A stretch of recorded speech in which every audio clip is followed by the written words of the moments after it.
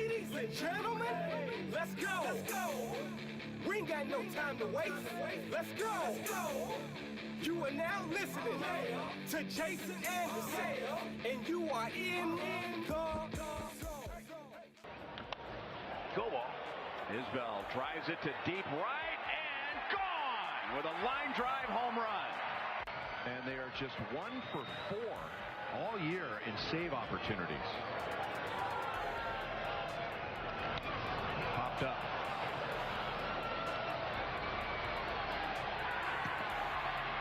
Oh, and hit his head. And Canna is going to be safe at second base. The White Sox have played great defense all night. And that was a routine big league pop-up, wasn't it? It sure was, and he struggled. Look at, you could tell he was struggling with it. Now the wind is not blowing like it did earlier. Look at him. Look at my draw. He just totally whipped it. In the air, center field. And it will drop, so it'll be a long walk-off RBI single for Bobby Witt Jr. They've got to, again, get this basketball in. It's going to be a one-point game. You know you're going to get fouled. If you're the cat, your guys have got to do a much better job of getting open. Misses. Halliburton the rebound. 9 seconds. They do have a timeout. Carlisle's going to let him play. Halliburton steps back and hits. Tyrese Halliburton trying to take Cleveland's heart. And it is over.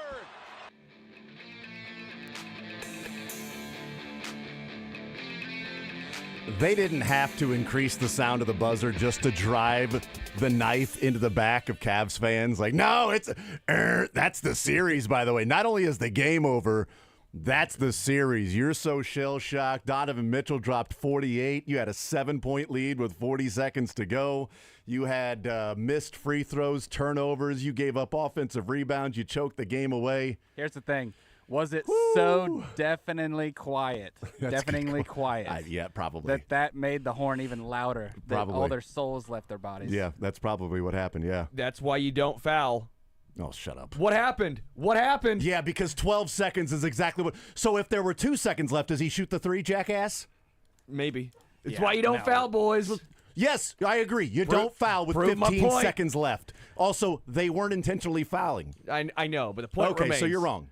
No, so you're wrong. No, I'm proving a point. So here. you're wrong. It's PFF. I'm using it to use it to prove my point here. But you're proving your point that you're wrong. No, the point is 913-912-4810 is the text line.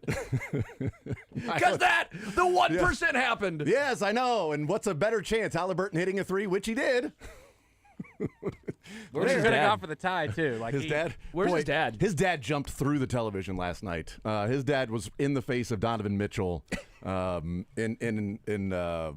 virtual reality. He was virtual reality in the face of Donovan Mitchell with a towel. If he would have had a cutout of Donovan Mitchell and he would have videotaped him getting in his face, I would have respected that. Brilliant. That'd have been amazing. That would have been awesome. All right, 913-912-4810. Yeah, there were some interesting comebacks or failures, whichever way you want to call it, because while the Pacers actually had to make plays and get a turnover, get offensive rebounds, knock down shots, the Royals were able to come back against the White Sox with a walk, a pop-up, a bunt, a pop-up, a grounder to the shortstop, and a fly ball to center field.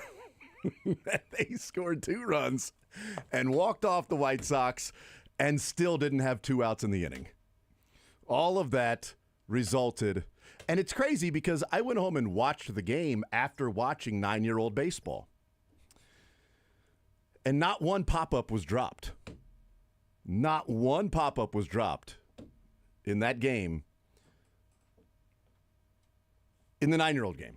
Sorry, 9-year-old game. I just want to make sure we're all aware of which game I'm talking about, that a pop-up wasn't dropped by a second baseman.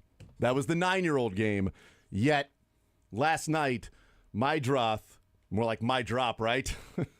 More like my bad. My droth drops the ball.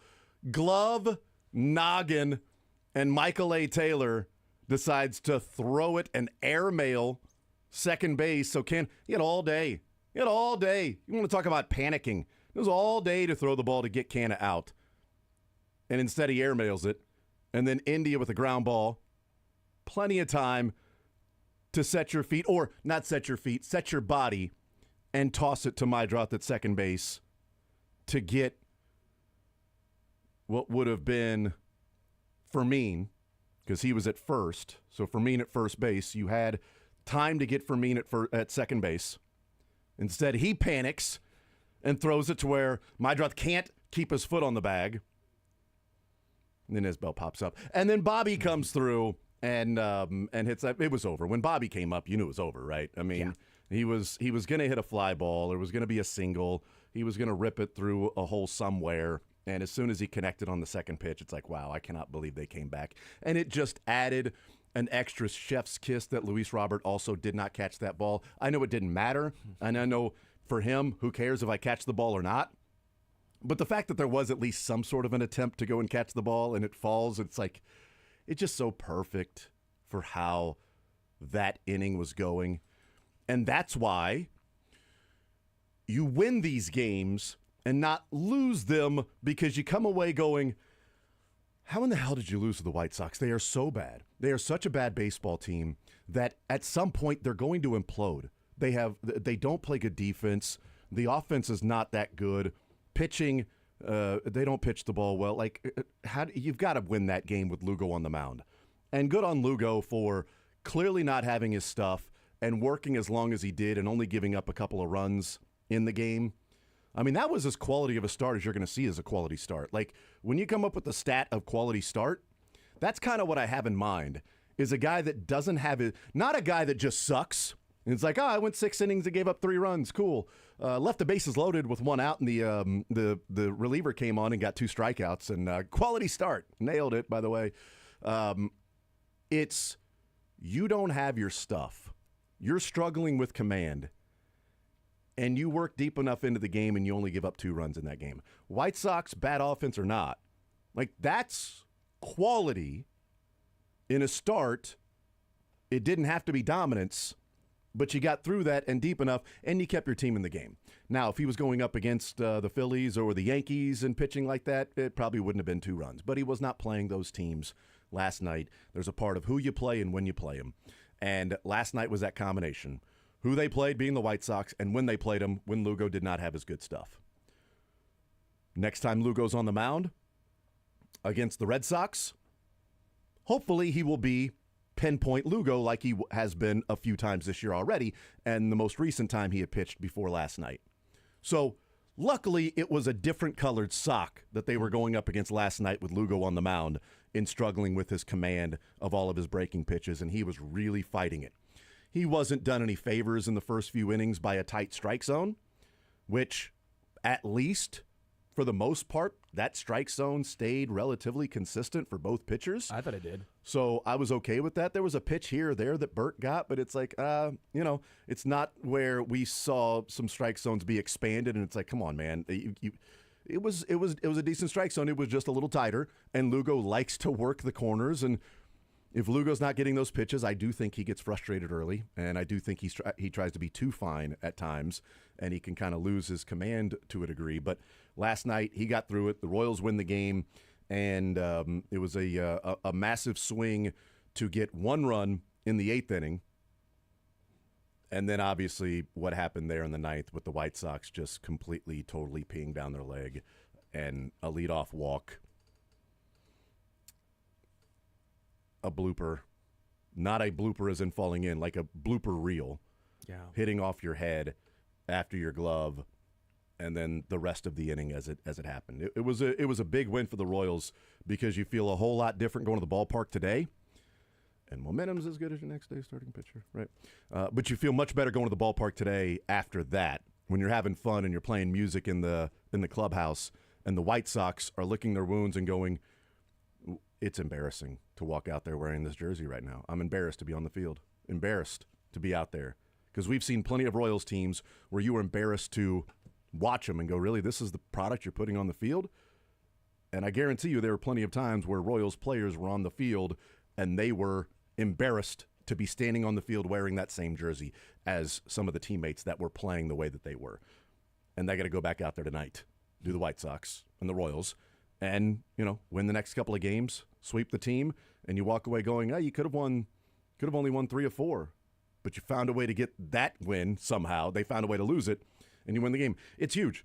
I don't know that it's going to be the Seattle Mariners' 8-run comeback, because it won't be a tiebreaker to get the Royals into the postseason over the White Sox like it was the Mariners when we look back at how massive that particular game was.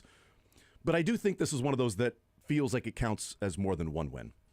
Well, I always go to it. You're never going to have your best stuff. You're never going to – every game's not going to be a Not every game can you have your best stuff. Yeah, it's not going to be a 6-1 win every single time. So when you play these bad teams, you might have a bad day. But can you try and find a way to scratch across and get a win? The White Sox helped them, obviously. But how many times in the 2005 season did the Royals help other teams win? Right? All the time. Every of the time it seemed like they were trying to help the other team. And so that's what bad teams do. They panic. We see it against the Chiefs all the time when they would let bad teams hang around. You saw it against the Raiders last year. What happened? They panicked. Teams panic when you play good teams. And right now, quite frankly, it's wild to say the Royals are a good team. It's nice to be watching a team that the other team on the field is the one that's making the embarrassing moments, because most of my, I don't want to say growing up, because, 80s and then early 90s, they were a damn fine ball club. Jack in my life, yes, most of our life. You guys growing up as children in the 2000s. First introduction was not yes, good. What you guys remember was the embarrassing moments, but it's nice to be out there and watching another team go through the embarrassing moments, and quite frankly, I don't feel bad for them, not one bit. No, I don't, and especially since it's Chicago. It's the White Sox. The Bleep White them, Sox, that's why. Yeah, this is I'd feel the same way about most teams out there, but I don't know, a little bit of a division rival. Goes back to the Tom Gamboa incident, goes back to the brawls in 2015 as well. Yep. There's a little bit of bad blood there, not with this current White Sox team. It's almost like a pity thing. Yeah, but you know what? You wear the jersey. You wore the jersey that you're a professional baseball those player. White Sox teams wore in the 2000s, and you wear the jersey that Tim Anderson wore. You wear the jersey that A.J. Pierzynski wore. You wear the jersey that Maglio Ordonez wore. I don't care. You fit right in line with them. Bleep off. I'm laughing at you making those plays. I don't feel bad one bit. Sorry, Mydroth. I don't know you from any other person in the world. Never met you. I don't feel bad. I'm laughing. Sorry. Take off the White Sox jersey. Wear a different one, and I might feel bad. Yeah, maybe that's going to be the poster of this 2025 White Sox team. That's almost out of a movie, to have a pop-up hit you in the head, roll to your right fielder, and your right fielder, who's won a Gold Glove, I might add. Yes. Airmailing it at second base. And the man who was just moved to right field for that inning for defense, to bring in Luis Robert in center. And Mydroth was moved from shortstop to second base in that one. Yeah. Yeah, I didn't quite understand that from Will Venable, first-time manager. But, hey, they've got their reasons as to why. This is what I wouldn't say all great teams do or all good teams do, but it certainly happens with bad teams. If you are in a dogfight, which last night you could say through the first 8 innings it was a dogfight, it was close. That felt like the game. The White Sox were going to win. They had a couple of great plays defensively. Want to say Ryan Lefevre brought it up on the broadcast that really going into the 9th inning, they had played good defense. They had made good plays.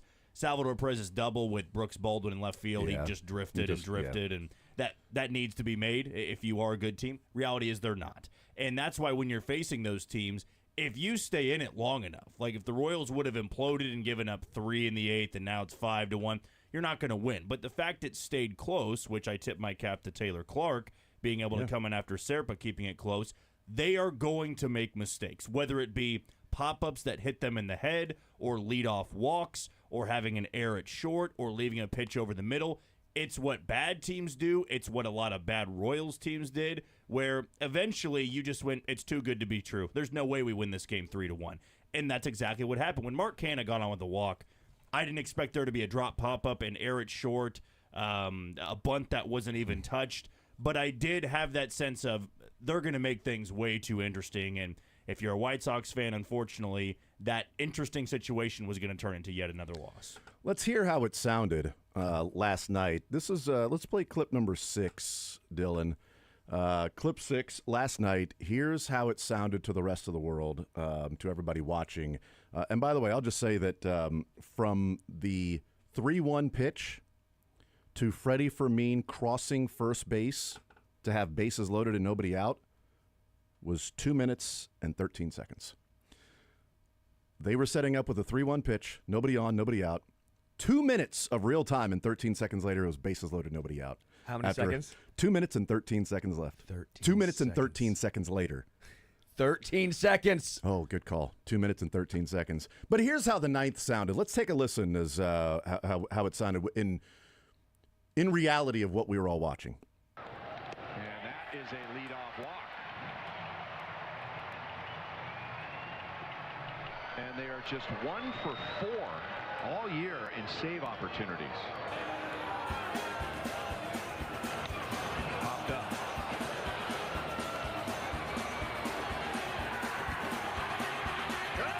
And Canna is going to be safe at second base. Rex is just laughing. The White Sox have played great defense all night. And that was a routine big league pop-up, wasn't it? It sure was, and he struggled. Look at, you can tell he's struggling with it. Now the wind is not blowing like it did earlier. Look at this mic drop. He just totally whipped it, and Taylor's throw was over. They had a force play. Watch him see what is it. Oh man, off the glove and off the dome. He said, "Oh man, Off the glove, off the dome." It's a moment that he'll never forget, and that'll be on the blooper everywhere. Now take advantage of it. Double down the left field line. It's all real time. Bunted and a good one. And no play. Bases loaded, nobody out. What's the third baseman doing? He stopped and went to cover third? What a touch, the bird dog. Way to go. Take Man, the I'll out. tell you what. Boozer was looking for the third baseman to get over there. This Rojas. He was looking for him to make the play, so he hesitated to pick it up. And he's saying, man, I thought you were going to come get that. That's what that play is designed to do. You want the third baseman to vacate the bag. And the Royals got action, and the White Sox are in trouble. India has a ground ball up the middle. Diving play. No play at second base. The game is tied. So Amaya was not able to connect with my drop at second base, but he kept the ball out of the outfield, and at least for now has saved the game. But Canna turns his leadoff walk into the game-tying run. Yeah, well, you got to make sure one here for sure. That shortstop there, Amaya, he's got to be able to get to his feet and just make sure one. He had more time than he thought that he did. Way more, and he's young, and their defense is showing their warts, no doubt. In the air, center field. And it will drop, so it'll be a long walk-off RBI single for Bobby Witt Jr. And the Chicago White Sox, who played great defense for 8 innings, fall apart in the bottom of the ninth, and the Royals take full advantage. So for 23 outs, the White Sox played really, really good defense because they got 2 outs in the 8th inning, and that's when Salvi hit the fly ball that should have been a 3rd out. Instead, Vinny scores. And then I thought Garcia tied it up with the line drive to left center. But it was a nice play by shortstop, and then we know what happened there in the 9th. So I mentioned that I do not feel bad at all. Like, I'm laughing and enjoying last night, not feeling bad. Maybe I don't have a heart, but I think most of my heart was stabbed throughout the early 2000 aughts when the Royals were the ones doing this. So part of the reason why I don't feel bad is, let's play clip number 1. If we can all go back to a time that was less fun to be rooting for the guys who are wearing the cutoff jerseys, vest jerseys with the blue undershirts. What a great look. Here's one of those games is the reason why I don't feel bad. That's high and deep. Stretch. He looks up. Hesitating. Why? And you can put it on the board. Nope. That might be overturned. It will be. He gave the home run sign. Joe Creedy hit that ball. It got knocked down. Kerry Robinson jumped up on the fence. It actually landed on the warning track and bounced over while Robinson was hanging on the fence. Climb the fence. So Jerry Davis now going to have a meeting. Mm-hmm. I forgot about Joe Creedy. See him take his eye off the ball, and he jumps up in anticipation of it going out. But then look, lands right halfway on the track. That's just not good. Oh, and by the way, they're laughing. The way they're standing out there, I don't know if any of them saw it. I think Kerry Robinson did such a great sell job on it. He sold the home run. He tricked all the umpires. They figured they had to get out of here. What's the guy doing hanging on the top of the wall? Outfielder's not going to climb the wall if it's bouncing on the front of the track. Yes, he will. I know Joe Creedy is not going to come running out willingly if he saw it. As Joe hit it, he knew he hit it hard, but it was getting knocked down. It was way up there. Creedy sees it bounce, and he's just going to go ahead and stop stopping at second. He was stopping at second. The umpire waving him on. Not going to see that. It's like, no, you did a home run. Go. That's the first time I've ever seen that. Yeah, that's why I bleep them. Okay, that's why I don't feel bad. Oh, let's keep the fun going why I don't feel bad last night for the Chicago White Sox. Oh, I don't know, clip number 2 here for S's and G's. Royals already down 2-1. Lazy fly ball. Should be an easy out. Terrence Long, Emil Brown, Yo La Tenga. That means I got it. Nobody got it. A.J. Pierzynski scores. White Sox lead 3-1. Top 6, more trouble for the Royals. Scott Pasednik to short. Angel Baroa, can of corn. And he fielded it like it was a can of corn. Then he chucks it into the stands. Chico's bail bond style. Sox win it. Jose Contreras has won 5 straight starts. It's not a joke. He chucked it into the stands. It was a simple ground ball to shortstop with 2 outs in the inning. And he bobbled it and then picked it up and threw it into the stands. They didn't have a net there. So he threw a souvenir to the fans on a routine ground ball to short. You know why I don't feel bad for the White Sox? Is because we also had to live through this. Is it deep enough to score the man? Robinson very fast. Here comes the throw. And Harvey, was he hit by the throw, trying to cut it off? He didn't try to cut it off. He was in cutoff position, and the ball hit him in the back. Yeah.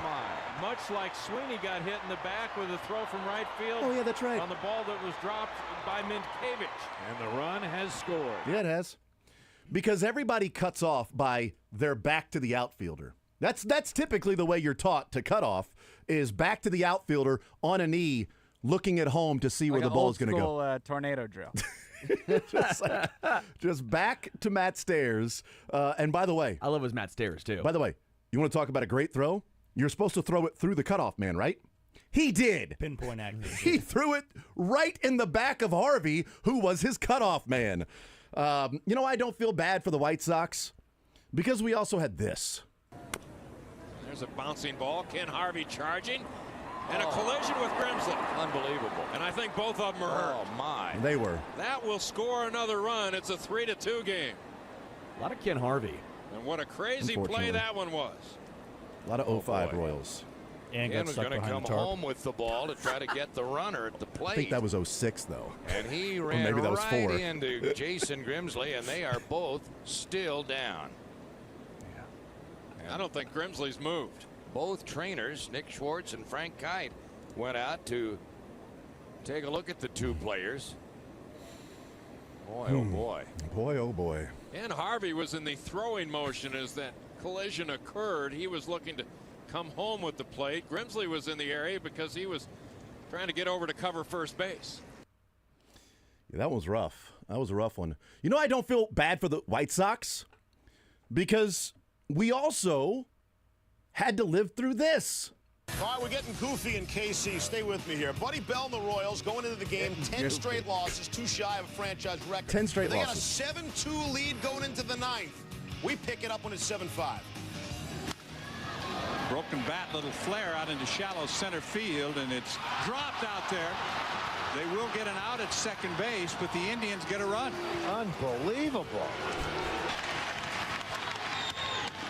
Fly ball now there's toward 2 left outs. Field. Going Ball back game. is Ambrose at the warning track near the wall. It's off his glove. Oh, he dropped Here it. comes Belliard around third. He will head to the plate, and he will tie the ball game. Unbelievable. Unbelievable. 2 drop fly balls. This is amazing. Line drive down into the left field corner. Here comes Leeper. Color commentator saying this is amazing. Bird is on his way to before the play-by-play announcer even tells you this is a rip double. Amazingly have the lead. 5 of the runs. Remember, it was 7-2. And they weren't done there. Swung on a drill. Deep left. Away. Back. Way out of here. An 11-run ninth. How about that? 13 is the modern-day Major League record for runs in the ninth, last done by the Tigers 4 years ago.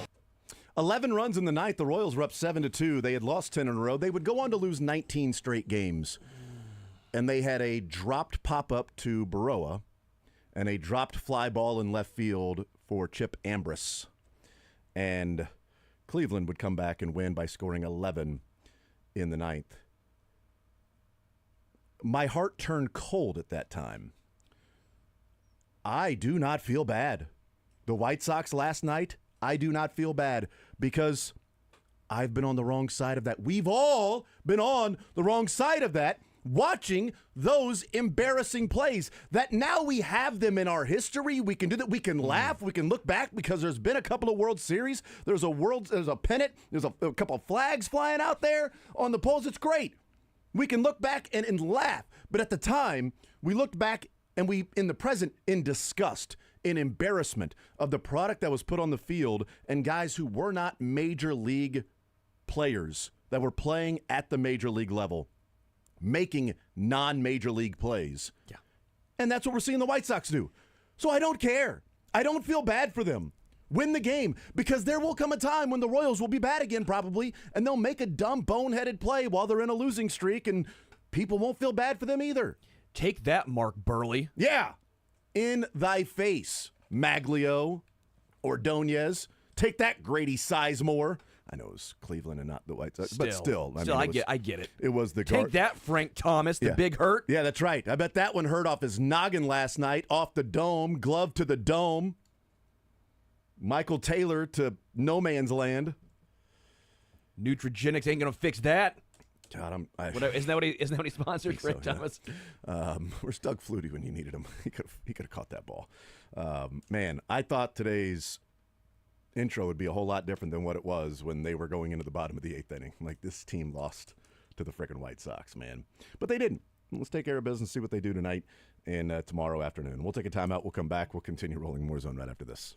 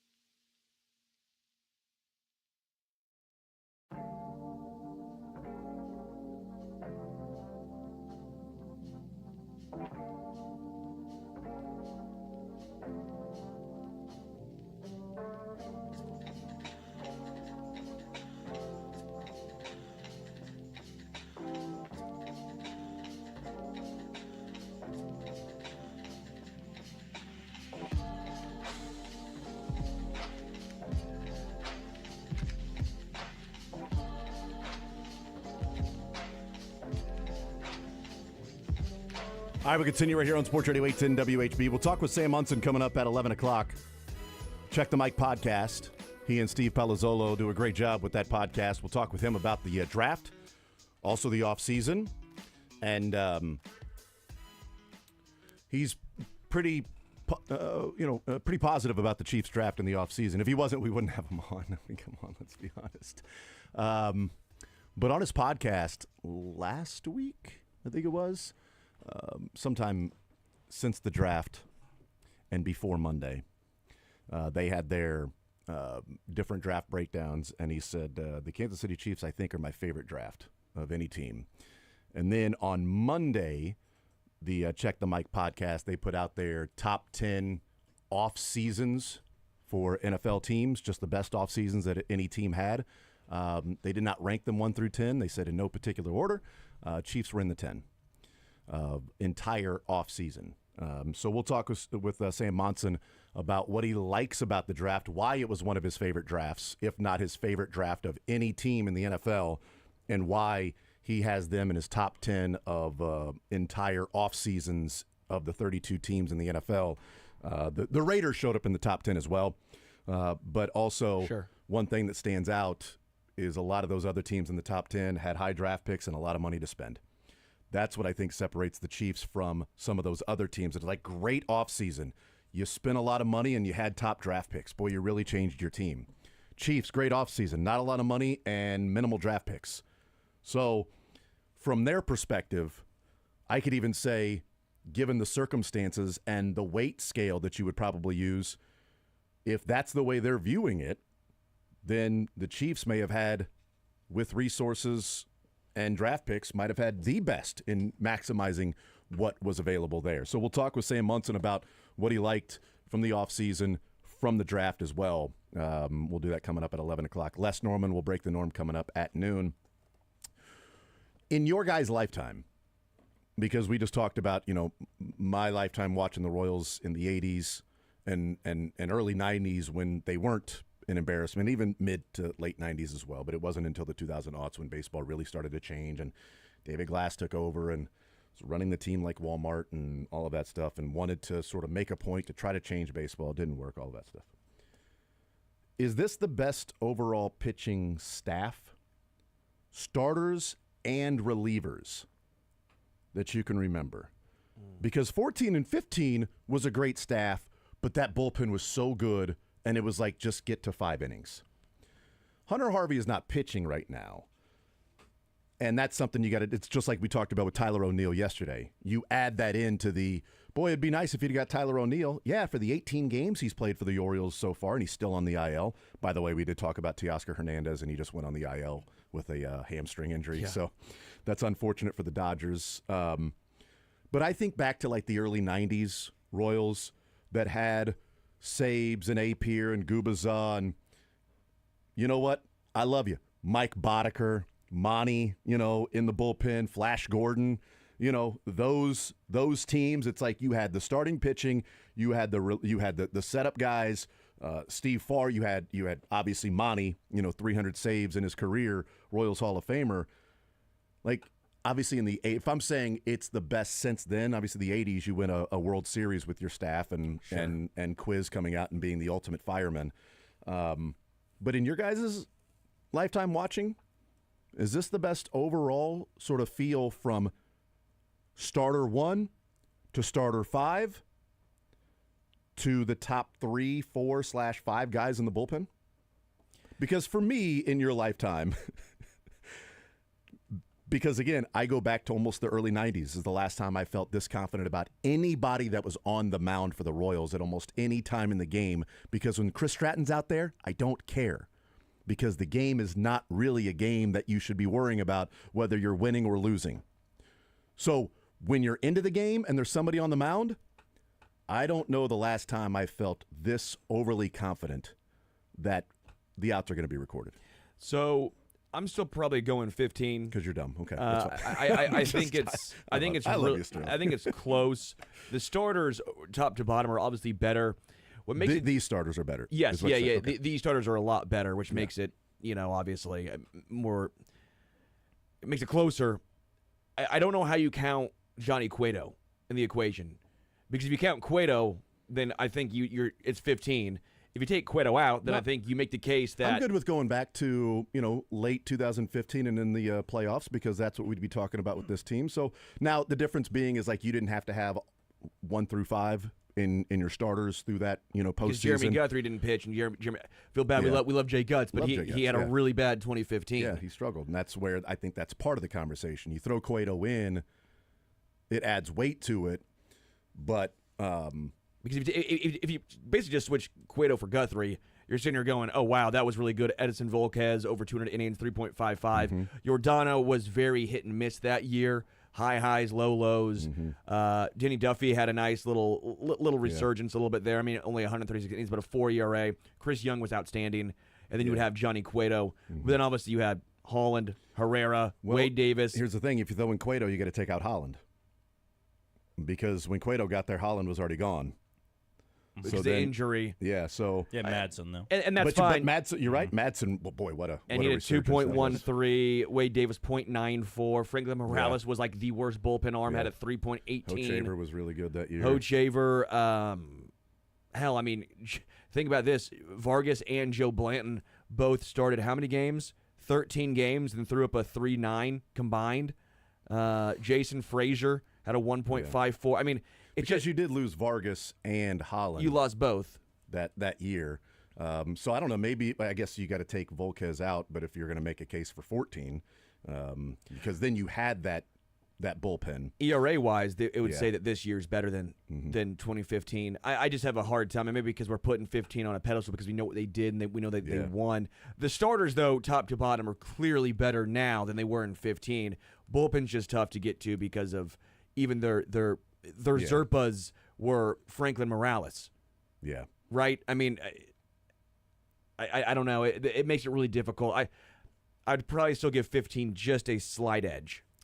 I thought 2014 was much better than 2015. And now looking back, and it's crazy how much you forget how consistent they were. We remember HDH, and that is a big part of my argument here. I mean, you had Greg Holland with a 1.44 ERA in 62 and a third with 46 saves. Wade Davis had a 1.00 ERA in 71 games, and Herrera was 1.41. But we forget. Yeah, Duffy was amazing that year. Duffy, as their 5 starter, had a 2.53 in 25 starts. We remember that Jeremy Guthrie threw 200-plus innings.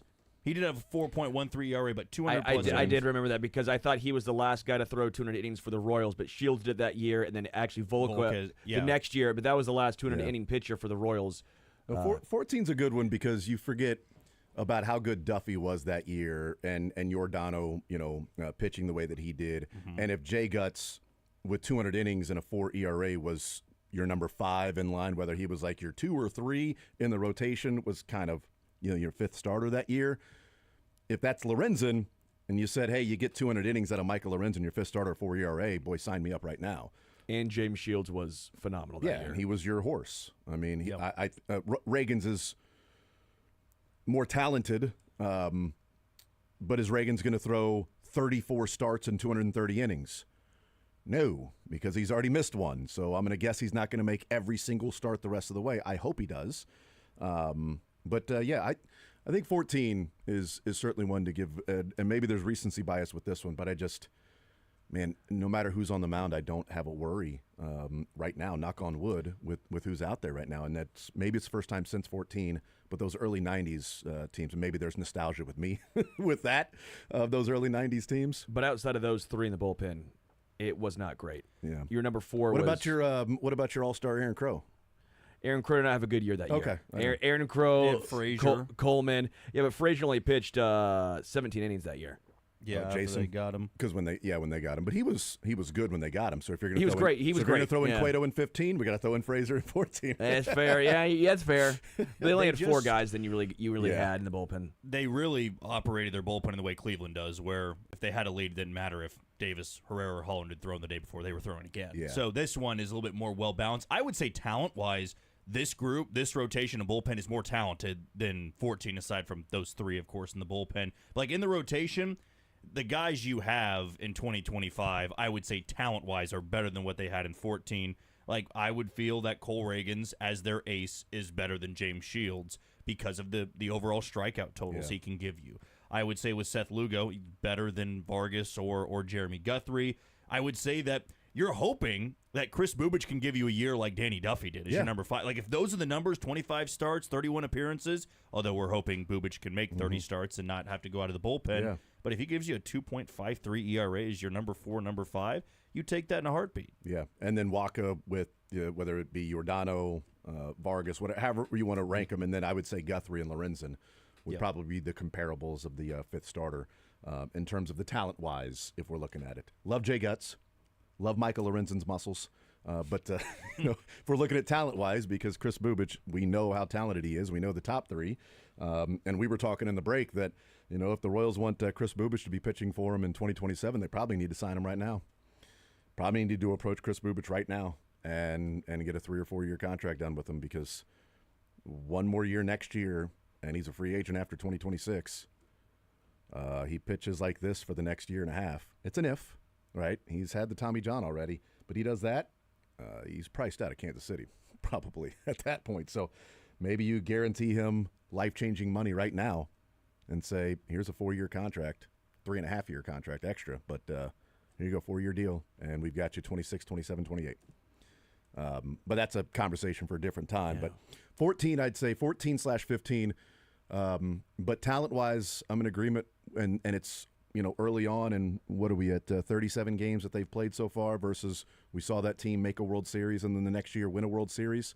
But yeah, it's been a while, and it's very few and far between that we've seen it from these Royals teams. But right now, I would take this pitching staff compared to up against any other pitching staff in baseball, and that's where it's like, can you get the bats going? Because if they can, then there's no reason why this team can't be competing to be playing for the American League pennant this year, because the pitching is there. And I think a lot of the other, the Yankees have really struggled. Like some of the other teams in the AL, some of the pitching staffs have really been let down. How many guys on the mound do the Yankees fans feel comfortable that when that guy's on the mound, you're good. Freed. You're good. That's it. that's right.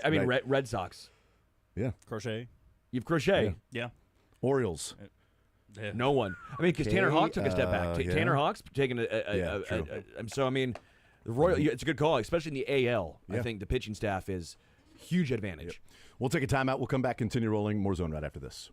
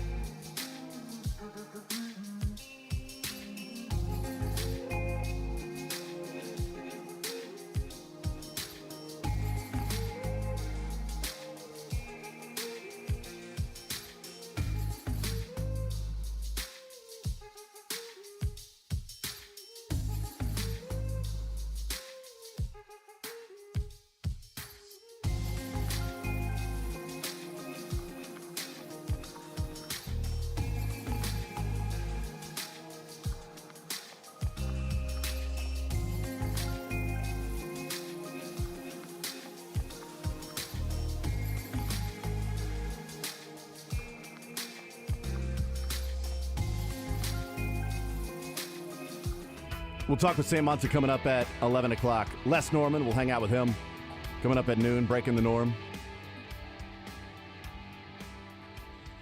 On some of those clips we played earlier, a couple of texts coming in, 913-912-4810, and agree with that. One of them says, how great to hear Split's voice. Yeah. Yep. You had Bob Davis on a couple of those calls as well. Another one. As bad as these Royals, quote, highlights are, it's great to hear Bob Davis when he was the Royals play-by-play guy again. Yeah. And that's why, I mean, you play those clips, we remember how bad it was, and then, remember some of the guys that were the voice of those. And my ire for Paul Konerko. Yes, 100%. 100%. Bobby Jinks? No. Remember that? Bobby Jinks? Mm-hmm. Jose Quintana? Still throwing. Jose Quintana's still pitching. In Milwaukee. What's he, 42? How old do you think? I think he's like 38, 30, 37 maybe. He's having a good year, I'm pretty sure. Seriously? Yeah. He was great for the Mets last year. He pitched in the playoffs. Tex says, Jason, I'm sure you're correct about the pop-up in the 9-year-old game. My question was there actually a pop-up to second base in your 9-year-old game? There actually was. There were a couple pop-ups to the second baseman. Whether it was our team or their team, neither of them were dropped. So that is a true story. Jason wouldn't let him. The ball will find you if you're nervous, and Mydroth was clearly nervous. Yeah. So we'll talk some football. Not really nervous about the offseason for the Chiefs. We'll hear what Sam Monson has to say about that next.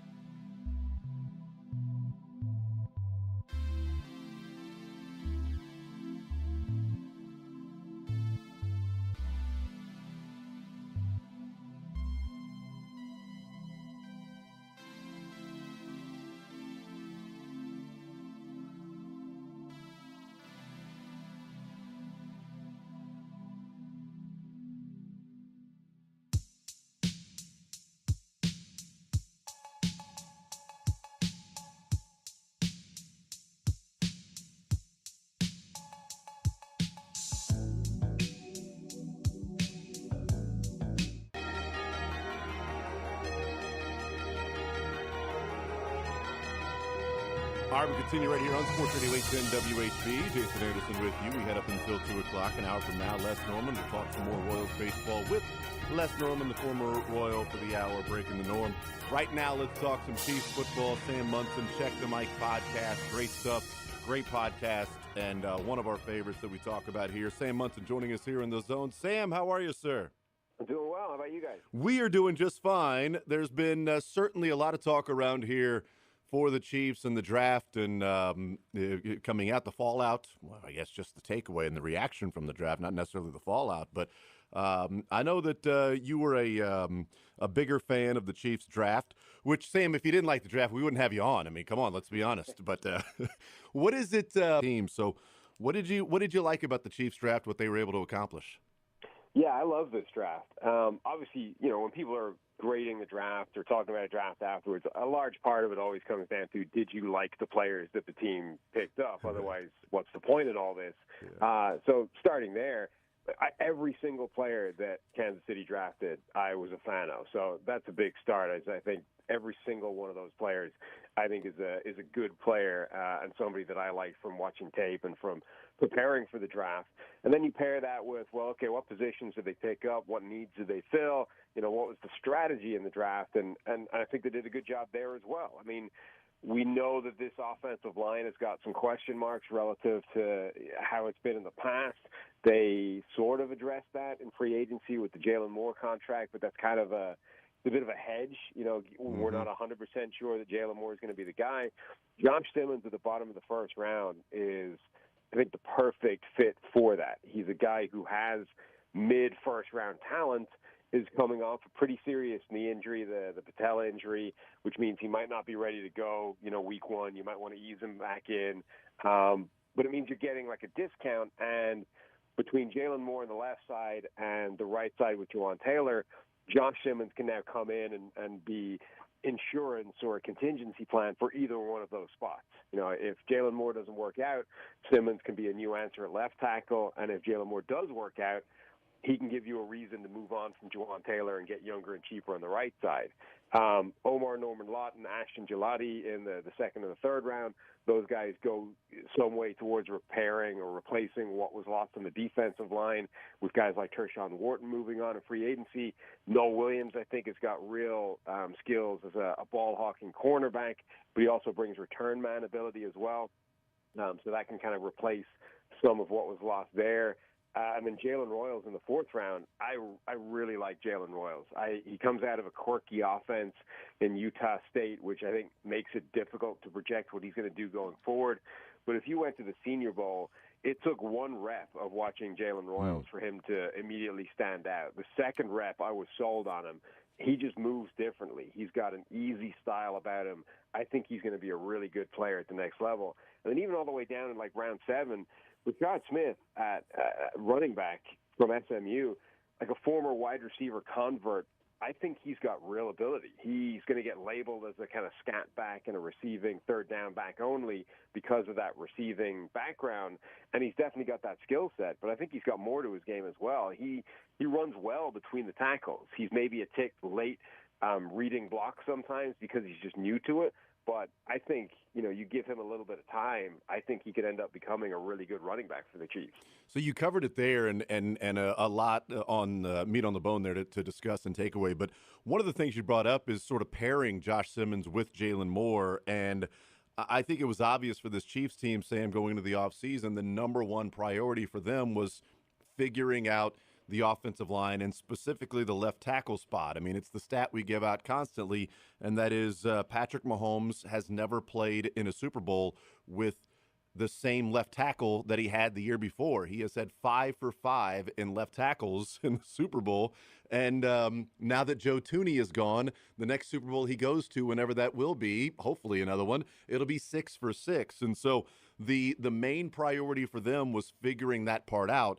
With the combination of Jalen Moore and the value there is, they're not going all in on a Dan Moore, right? They're hedging their bet. It's a great way to put it that you said. And then Josh Simmons there. Do you think they obviously addressed, but do you think they've found an answer at their left tackle spot that has been a revolving door since Eric Fisher went down? Yeah, they were in a tough spot because there was no sort of obvious, clear answer. There was no guy that you would say, well, you just go and bring in that guy, left tackle, solved. It was a tough landing spot or a tough year to need a left tackle. You had teams like Houston are getting creative, Washington rather, and trading for Laramie Tunsil with Houston. That was a kind of creative solution to that problem.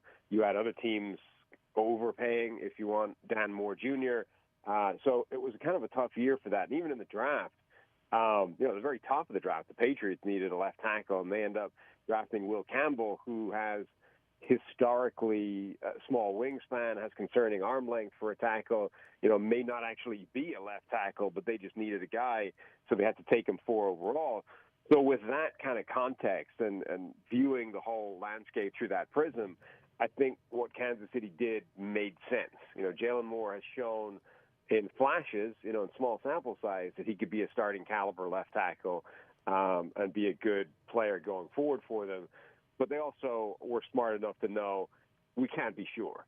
Given that sample size, given the fact that he does have some bad reps on tape as well, we can't be certain that we've got the answer at left tackle. So a guy like Simmons, I think, is just a perfect insurance policy, a perfect hedge, where even if it works out with Jalen Moore, there's still a role, there's still a clear pathway to Josh Simmons. And if it doesn't work out, well, then you've got the next guy that can step in, and he could have been, like I said, a mid-first round pick, but for that knee injury, and you have the kind of runway to get him 100% healthy from that injury in a way other teams might not be able to do. They might need him more acutely and might have to try and rush him onto the field more. The Chiefs theoretically should be able to slow play Simmons, get him 100% healthy, then figure out where he belongs. Yeah, the sort of the floor and the ceiling, I feel like they've married the two, that, if Josh Simmons comes along slower than, you would hope for a first-round draft pick, and obviously it is a different injury than just an ACL, and that's been well documented and talked about as well, that, Jalen Moore, watching the games that he played last year, the one thing that stood out to me was there wasn't really a quick death to even when he got beat. Like, there was still, like, the Chiefs had a lot of quick deaths last year with Kingsley and Wanya Morris, which is why they had to go to Joe Thuney to say, all right, if you're going to get beat, at least give Mahomes a little bit of time before you get beat.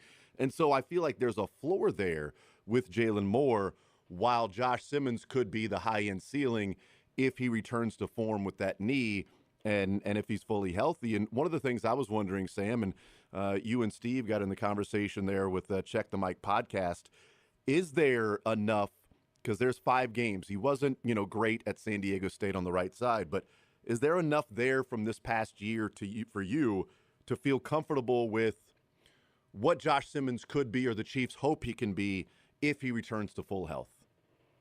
Yeah, I think so. I think a lot of people really liked his potential and what he could be. He's got all the movement skills. He's got the prototypical sort of size, athleticism. Like you said, he's dealing with a relatively small sample size of truly elite play. And that's one thing that's a little bit unusual about his sort of prospect profile is usually these guys that start off at smaller colleges and then they go to an Ohio State and they look amazing and they become sort of clear first-round draft picks.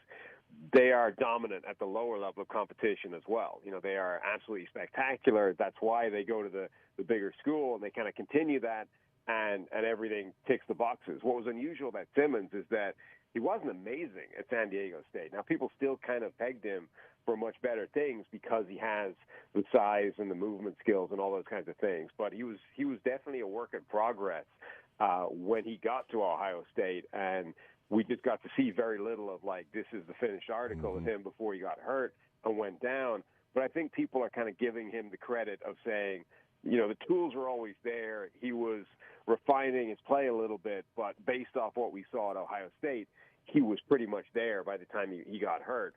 So I think really with him, it is just a case of if you're comfortable with that injury, and I think most teams are, which is why he went in the first round as opposed to, significantly later. If you're comfortable with that, even if you know it's going to take a little while into year one before you're going to see him, then he is a clear first-round talent and a guy that could be the answer at either left or right tackle. Yeah, the listeners have heard me, say this before when it comes to Josh Simmons. We had Evan Kraft on, who spent over a decade with the Chiefs as one of their assistant athletic trainers, now moved on, runs, his athletic training, facility in South Carolina. And one of the things he said about the patella, and we had him on before they drafted Josh Simmons. We were just talking about injuries and potential with different players. And he said with Josh Simmons, he's like, the surgery is incredibly important for the patella that maybe people don't give enough emphasis on, that surgery has to put that patella tendon back exactly where it was before, not too high, not too low, because it can affect one way or another. And hearing that, I thought that was interesting. And then that Thursday night, hearing Brett Veach talk about, well, Rick said, well, it's a really good surgery. And I'm like, okay, that stood out. And then later on talking about Josh Simmons, it was Rick Burkholder, the Chiefs head athletic trainer, was like, well, and again, it was a really good surgery that he had. If I didn't hear Evan Kraft earlier that day, I'd be like, oh, okay, cool. It's a good surgery. Great. I would hope it would be a good surgery if we're going to draft the guy in the first round. But apparently that was a big deal. And then to hear Brett Veach say, well, when we approached Rick Burkholder about this prospect and said what the injury was, it was like, he was pretty leery, but well, let's see. And for him to come away going, no, we feel really good. That at least put my mind at ease a little bit more, that it didn't feel like Sam, a team that goes, man, we really want we want Sam Munson on the show, but we really want Josh Simmons. Let's talk ourselves into a guy and figure out a way to sell it to ourselves that this is the guy and the knee will be fine. They went into it with a level of skepticism, the athletic trainer did, and then came away and said, no, actually, I feel pretty good about this. Yeah, it's not like they knew they had this acute need, had an idea that he might be available, and we're like, well, it's worth the gamble at this spot. It's like we don't really love this guy given that injury, but actually we talked ourselves into, once we've looked at it, the injury's good to go, and once you decided he's going to be good to go, this is a really good fit. Mm-hmm. Yeah, it's a subtle difference, but I think you're right. It's an important one. It's not like a guy who they're terrified of that injury that they've just decided is worth the gamble at that spot. It's a guy that they have medically checked out and decided is going to be, a good player once he recovers, is going to be able to recover fine, and they're not concerned about it. It's kind of tough because it's funny, when was the last time you heard anybody refer to the surgery and be like, well, didn't go as well as we would have liked, but we're going to make it work anyway. Like, the surgery is always successful, right? Yeah. But I think you're right. It's a kind of subtle difference between being like legitimately concerned about a guy's injury and actually medically being comfortable with where he is right now. Yeah, 6 rounds different from the first round as well, but it is the Chiefs training staff that cleared Trey Smith and said, actually, the blood clot issue, we think he's good. And then we find out like a year and a half later, Trey Smith said, well, it turns out it was a misdiagnosis. The whole thing. I'm like, well, unfortunately, it cost him a lot of money. Now he's made it back with the $23.4 million franchise tag. Good for him. But a guy that could have been a second rounder goes in the 6th round. Sam Munson, Check the Mic podcast, is our guest. A couple of quick ones for you, and then we'll let you go. You talked about Jalen Royals a little bit, so maybe that's the answer here, or maybe it's a different player. But do you have a favorite pick of the 7 that the Chiefs came away with in this draft? Yeah, I guess if I was picking one, it would have to be Jalen Royals. I really gravitated towards him in the process of going through wide receivers. Like I said, he stood out immediately. The second you saw him run routes at the Senior Bowl, you go back and watch his tape, I think he's just a really, really good wide receiver. He makes everything look extremely easy. He's not like, there are some receivers in this draft, say Kyle Williams, who the Patriots drafted in the 3rd round. Like, that guy might be the best separator in the draft. Jalen Royals doesn't do that. He's not going to get wide open with, 5 yards of separation with his route running, but he gets position and he stays there. He gets the right, he gets ahead of the DB, and he always stays open once he's open. And that's the art of getting open in the NFL. You're not going to get 5 yards of separation. You need, inside position against the quarterback with leverage, and then you just need to stay in front of him and don't let him close down that gap and break up the pass. That's what Royals is really good at, and he's built like a brick. There's a play on his tape where he's being led over the middle on a skinny post or something, and a safety just takes a kill shot at him. The safety goes down in a heap, and Jalen Royals just kind of bounces off and keeps going. Like, he is strong, he's powerful, he's good after the catch, he's got really good hands, and I think he's got the athleticism to win. The only real question is, how long is it going to take him to adjust to an NFL offense given the system that he was coming out of? Yeah, and luckily, well, hopefully, I should say, with health, and that wasn't the case last year for the Chiefs, He won't be relied upon the way that Rashee Rice was relied upon 2 years ago, and last year Xavier Worthy was relied upon as wide receivers. That hopefully, if Rashee Rice returns, and he looks so far, and Patrick Mahomes has talked about it, that he looks fine right now and almost a full off season because of how early that ACL tear happened. And if Hollywood can be healthy, which has been a big if throughout his entire career, and with Xavier Worthy and Juju Smith-Schuster, you're not looking at Jalen Royals and saying, man, you got to come in right away, and they need you. Hopefully, if health holds, then that will still be the case, and he can be a guy that can be a little bit like Rashee Rice, or use him in different spots and have him slowly come along. And then next year, Hollywood walks, and your top 3 receivers are Rashee Rice, Xavier Worthy, and Jalen Royals. And you feel pretty good about it if Travis Kelce were to end up having this be his final season. Sam Munson, Check the Mic podcast, is our guest. Omar Norman Lott has been widely discussed around here. Some like the pick, some don't like the pick. Is rushing from the interior in that defensive tackle spot, which we see from Chris Jones, has that become so important in the NFL that it is worth a second-round pick to take a rotational pass rusher like Omar Norman Lott? Yeah, I mean, I think a lot of the defensive line has become rotational now anyway. You know, guys, I mean, the Eagles spent a top 15 draft pick a couple of years ago on Jordan Davis, who's never going to be anything more than sort of rotational in terms of the snaps. He's never going to get a Chris Jones type of workload. And the Eagles are the perfect example of a team that will roll 7 or 8 deep on the defensive line and just keep those guys churning and keep them healthy. I think that's what you need. So the value of those guys is huge. And just because, you know, you have the bodies to be able to rotate a guy in or out does not necessarily mean that his value is diminished because of it. You know, I think Omar Norman Lott could potentially be more of an every down starter and take more of a workload than that.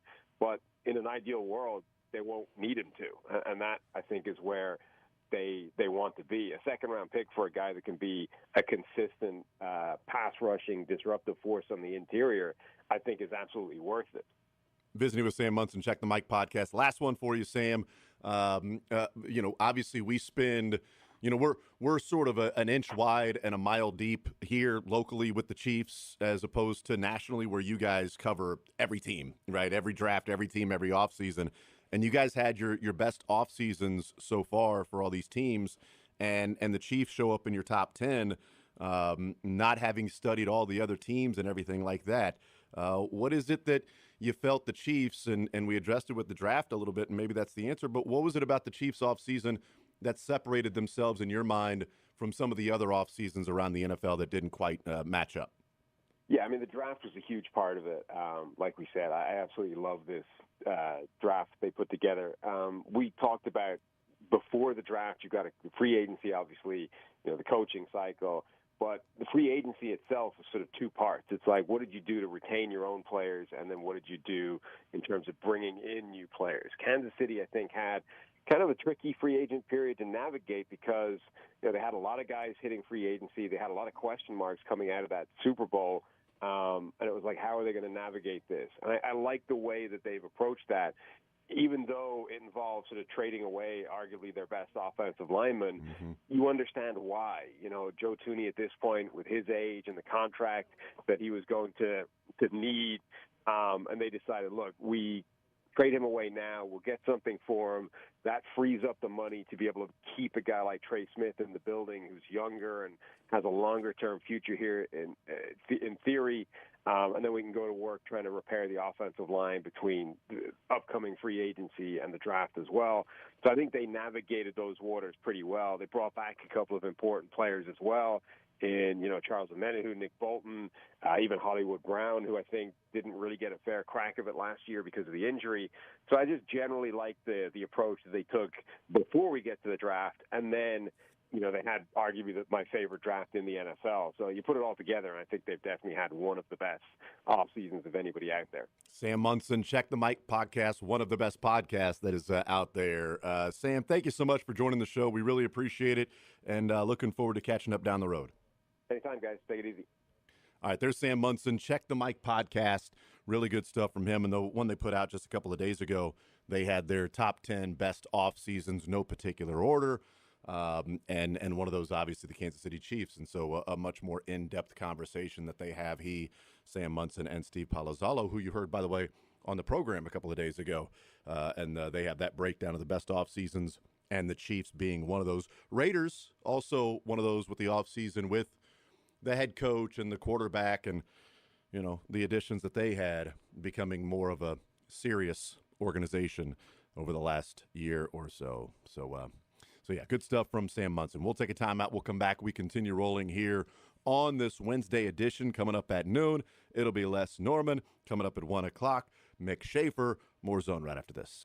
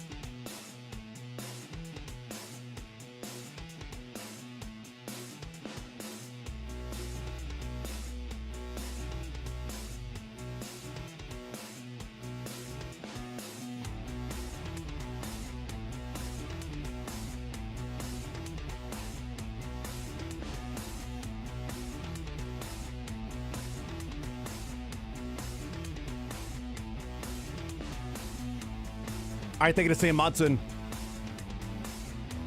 Check the Mike podcast. Interesting perspective from somebody that, as I said, we look at, an inch wide for the local teams or the league, but a mile deep on the local teams, where his job is to look a mile wide and the entire league and study all of that. And when they're looking at the draft and the offseason moves, they are looking at every single one of those teams and hearing his perspective of the offseason moves. And as he said, the draft was a big part of it. So why the Chiefs had one of the best off seasons, said, look, the draft is a big part of that in what they accomplished. I also love that he said, you like a draft if they draft players that you already liked. So that's true. See Mel Kiper. Yeah, you draft players that you didn't think very highly of. You don't think they did very well in their draft. They may have a spectacular draft. It's real, and it's spectacular. It may turn out to be just unbelievable down the road. But the immediate reaction is, I didn't like that player. I don't know what they see in that player. I wasn't a big fan of that draft. Whereas Sam said, I'm glad it's funny at the beginning. He's like, well, they had a really good draft. I mean, they drafted a lot of guys that I really liked. So, that certainly helps. But it's also interesting when he talked about Jalen Royals, that was his favorite pick. And he said, it was the Senior Bowl. And he said, you see some reps. And he said it was the second rep for Jalen Royals that I looked at and I said, oh, he's different. He said, so I've become enamored with Jalen Royals this entire draft process. And I can't believe he was still there in the fourth round. And so that's part of it. The breakdown of the left tackle of the floor versus ceiling. And the word he used a couple times, and I thought it was a really good phrase, was hedge your bet. So last year, I don't think the Chiefs were approaching it this way, but it did feel like to a degree they were all in on it's Kingsley. Kingsley's our left tackle. We're going with Kingsley. Training camp, Kingsley. Kingsley's the guy. Whether that was really the best option or just they were hoping that if they continue to instill the confidence and you're the guy, that he would believe he's the guy and play like that. Hope is not a strategy. And that obviously was foolish because it took 7 quarters into his NFL career for them to go, he's no longer the guy. So it's maybe the correct term isn't that they went all in on Kingsley, but they didn't really have another option that they felt comfortable with because they went to Wanya and then eventually said, all right, it's Joe Thuney. We're going to go get DJ Humphries as well, and he's going to play a game. And yes, he's going to get injured, but then we're going to stay with Joe Thuney the rest of the way. When he talks about hedging your bet, I thought it was an interesting way to put it because it feels like the hedge is a floor versus a ceiling. If Josh Simmons doesn't turn out to be what they are certainly hoping or maybe expecting, the floor was raised from what they had last year at left tackle. They are lesser than at left guard. With Jalen Moore, you mean? Yes, with Jalen Moore. Okay, yeah, just the Jalen Moore and Josh Simmons combination. There we go. Okay. Is a floor/ceiling combo. Agreed. You hedge your bet because you feel like the floor is higher than what it was last year because Jalen Moore, a number of reps looked really good in filling in for Trent Williams. And the thing that I've said before is there weren't many quick deaths with Jalen Moore last year. Even the sacks that he gave up, he was still fighting. Dan Moore had a lot of quick losses for the Steelers last year. And Dan Moore would be going all in if you went 4 years and paid what the Titans are paying for him. But they have the floor with Jalen Moore, and then if they hit on Josh Simmons, now you've got the ceiling. So you make a bet on Simmons in the first round, feeling like at worst what you did in the offseason will give you a better play at the left tackle spot with the potential of having your answer for the long run. And that's one of the reasons why he liked the offseason. You got to attack it. And, okay, well, they got better no matter what. Sure. They might have also got a guy who I thought was the best tackle in the draft. Sam's words, the best tackle in the draft, if not for the injury. And again, that's been the common consensus, if not for the injury. And it is not a sprained ankle. It is not an ACL tear. It is an incredibly difficult injury to come back from. So I thought that was an interesting way to put it of, him giving him credit for bringing in Jalen Moore, making a bet that he's going to be closer to the backup of Trent Williams than if you put him out there full time, he gets exposed. I agree with him as I think that bet's better than Dan Moore. I wouldn't have made the Dan Moore bet that the Titans did. Yes. And that's ridiculous. And by the way, I've gone back to this. I feel like people are almost forgetting that Jalen Moore is on this roster. I find it hilarious that everyone just assumes that Josh Simmons is, if he's healthy, he's the guy or he's going to be the star. I'm like, what about Jalen Moore, a guy who finally is getting an opportunity to be a legit starter? All he's done has been fairly productive in limited action. Mm-hmm. In the NFL, though, for a team, I get that the scheme and all that stuff's a little different, and that offensive linemen have looked better in San Fran, but he's sat and learned behind the best left tackle, one of the best in NFL history. I'm just sitting here going, I don't know why people are just almost, I don't want to say poo-pooing, but just I don't think that Jalen Moore is getting enough buzz, and maybe I'm on the Jalen Moore train now because, I loved it so much more than the Dan Moore contract. Yeah. But he's got something to prove, too. I imagine if you're Jalen Moore right here. You didn't get the Dan Moore contract. You got a decent deal. You're going to a contender. You're finally, I can be a starter here. Finally, I'm a starter. And then all of a sudden they draft the Josh Simmons, and everyone's talking about him instead of you. Like, well, if he's healthy, he's your left tackle. Yes, and so I'm Simmons is healthy, he's your left tackle. I'm sitting here going, man, I could see Jalen Moore really having. They all have a lot to prove. They all have something, and I hate the proverbial chip on the shoulder. I think that's just so overblown and so silly. But again, I think Jalen Moore is now becoming underrated, and he's yet to even play a snap for KC. I'm really excited to see what he can do, and if he plays great, if he's a top 8, top 10 tackle in the league this year, what if Josh Simmons is your right tackle of the future? You know what? It's a great problem to have. If and that's why I was joking with Adam Teicher yesterday that I don't know what the meaning behind Josh Simmons already signing his contract is, that there's only 2 first-rounders that have signed their contract. And yes, it's slotted, but there are different ways to get the money in certain ways or get more money up front or signing bonuses or some incentives that are there. I don't know what to make of it. I don't know that it's the Hunter Dozier situation that I brought up with Adam yesterday and said, the Hunter Dozier situation should have scared people off when Dozier was coming off a career year and signed what seemed to be an undervalued contract. And it was like Hunter Dozier was saying, oh, you're offering me that money? Yes, sign. Yeah. Sign. I'm just saddle, signing the contract. And that was the best he ever played. And he got generational wealth by signing that contract. And it was almost like, man, you worried about him not sort of betting on himself that, yeah, last year it was what I did, but I've got one more year and him hitting free agency. I'm going to do it again, and I'm going to sign double. The contract you're offering me is going to be double if I go out there and do it again. So a little cause for concern there. I don't know that that's the same thing with Josh Simmons, where it was, hey, let's go ahead and get this contract done as, I get in there and stuff and, knee this or rehab that. Let's sign on the dotted line. I have no idea. Or if it's Josh Simmons was like, yeah, man, just get this thing done and I can only focus on, rehabbing and stuff. Who knows, right? But my joke was being surprised that a Rosenhaus client signed that quickly and hoping that in 3 or 4 years, the Chiefs and Drew Rosenhaus are having a battle and it is an issue with trying to get Josh Simmons signed. It's not the best situation in the world, but I would take it right now. Yeah. Because that means he's so good. The Chiefs want to sign him long-term, and Josh Simmons and Drew Rosenhaus are saying, no, dude, we're going to get a lot of money on the open market. We're going to need a little bit more because he's that good. That's a situation I'll take because I do think the Chiefs are willing to pay. They were trying to pay Trent Williams. They will pay the left tackle. And if they've got to make him the highest paid left tackle, I don't think Brett Veach would be adverse to doing that when the time comes. Yeah. When you get down the road, because at that point, Joe Tooney's contract could, that'd be 3-4 years into his deal at that time. Maybe they found a guard and moved on. Trey Smith, you mean? Yeah, what I said, Joe Tooney. Yeah, Trey Smith. Sorry, Trey Smith's contract. I was like, how much dead cap? I was so perplexed for a second. Like, did I miss something? Yeah, Trey Smith's contract. If let's say he signs a 5-year deal, which is really a 4-year deal, you start to see, okay, now you're going to sign Josh Simmons, but the first year or two of salary cap will slowly escalate, and Trey Smith will come off the board, and you'll have that opportunity to find a guard in that time.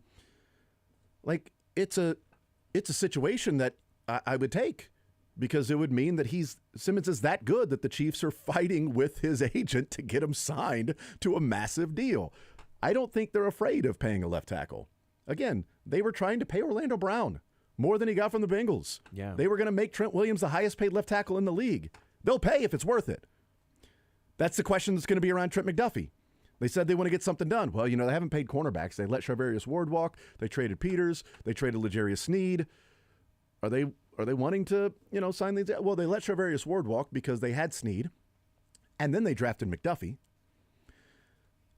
They didn't pay L'Jarius Sneed because the knee was a ticking time bomb.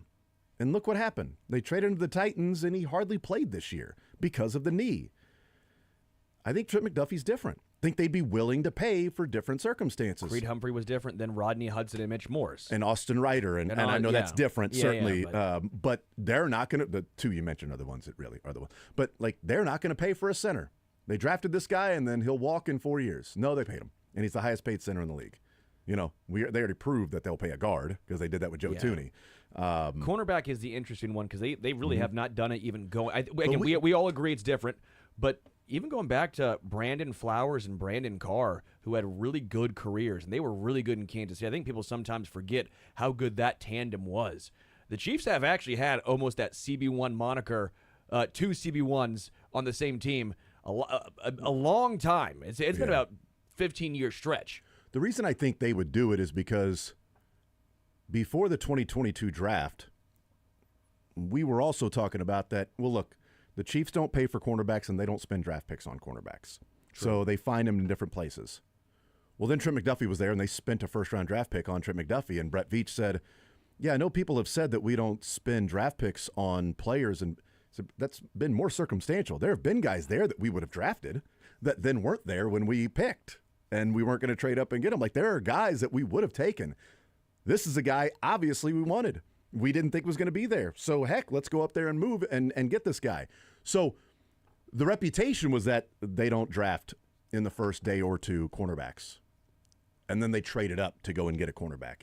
And if the reputation is, well, they're not going to pay cornerbacks, I don't know that Charvarius Ward and L'Jarius Sneed are necessarily the examples to use in relation to Trent McDuffie, because I think circumstances are different this go around. I think L'Jarius for sure because of the injury in the knee.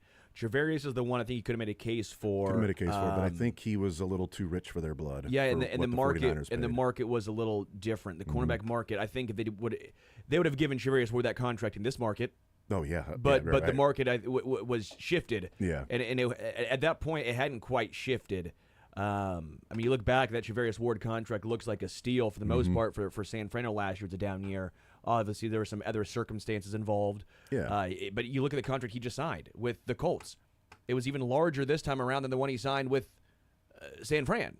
That's just and he was a CB1 in San Fran, basically. Yeah, he was. He's going to be maybe with age and all that stuff. He's maybe more of a CB2 now. But I think it was a 3-year, $54 million contract he just signed, if I'm not mistaken. Sounds right. 3-year, $54 million contract. I thought it was 3 for 50 something. 3 for 54, 18 mil AAV. Let me see what the guaranteed at sign. 34.9 million, 35 million guaranteed. So it's basically a full 2-year deal at least. Yeah. That's a going rate now. Yeah, I think McDuffie will be different, and I don't think they'll the real one would be are they going to pay Jalen Watson? And my answer would be no. That's why you got Noel Williams. Yeah. Are they going to pay Watson or Williams or Nazi? You draft Noel Williams and you got Christian Fulton on a 2-year deal. I would say, and that's the great part is you at least have an extra year of Fulton to alleviate the concerns. If Noel Williams looks the part, but you think he still needs a year of seasoning, well, at least you have Fulton to take that role. If he looks great, then you for sure move on from Watson. If you see Williams this year and he does not look like a guy, you go, well, maybe we do have to bring Watson back. Yeah, if Noel Williams lives up to the billing and Christian Fulton plays 2 years and walks, and you sign Trent McDuffie to a long-term deal, you would go into year 3 of Noel Williams' contract or Noel Williams' career. You'd have 2 years left on his rookie deal and Trent McDuffie there. So you'd have 2 more years before you had to worry about signing another cornerback or drafting one if he plays to the level that people think he can, in that, well, no reason he should have been there late 3rd round. He should have been there. He should have been gone in the 2nd round. Okay, maybe that's the case. hopefully that is the case, and you've got McDuffie and Noel Williams and Christian Fulton and Jalen Watson, either or Williams or Nazi this year, and then next year McDuffie and Fulton and Noel Williams, and the year after that Noel Williams and McDuffie and whoever else you might have drafted or brought in or something along those lines. But you have an idea, you have a good feeling if he performs up to the hope and the promise that's there of what could be. You feel like you've got 2 cornerbacks on your team for the next 4 years. Yeah. That you could feel pretty confident about with McDuffie and Fulton, Watson, Noel, Fulton, Noel, McDuffie, Noel.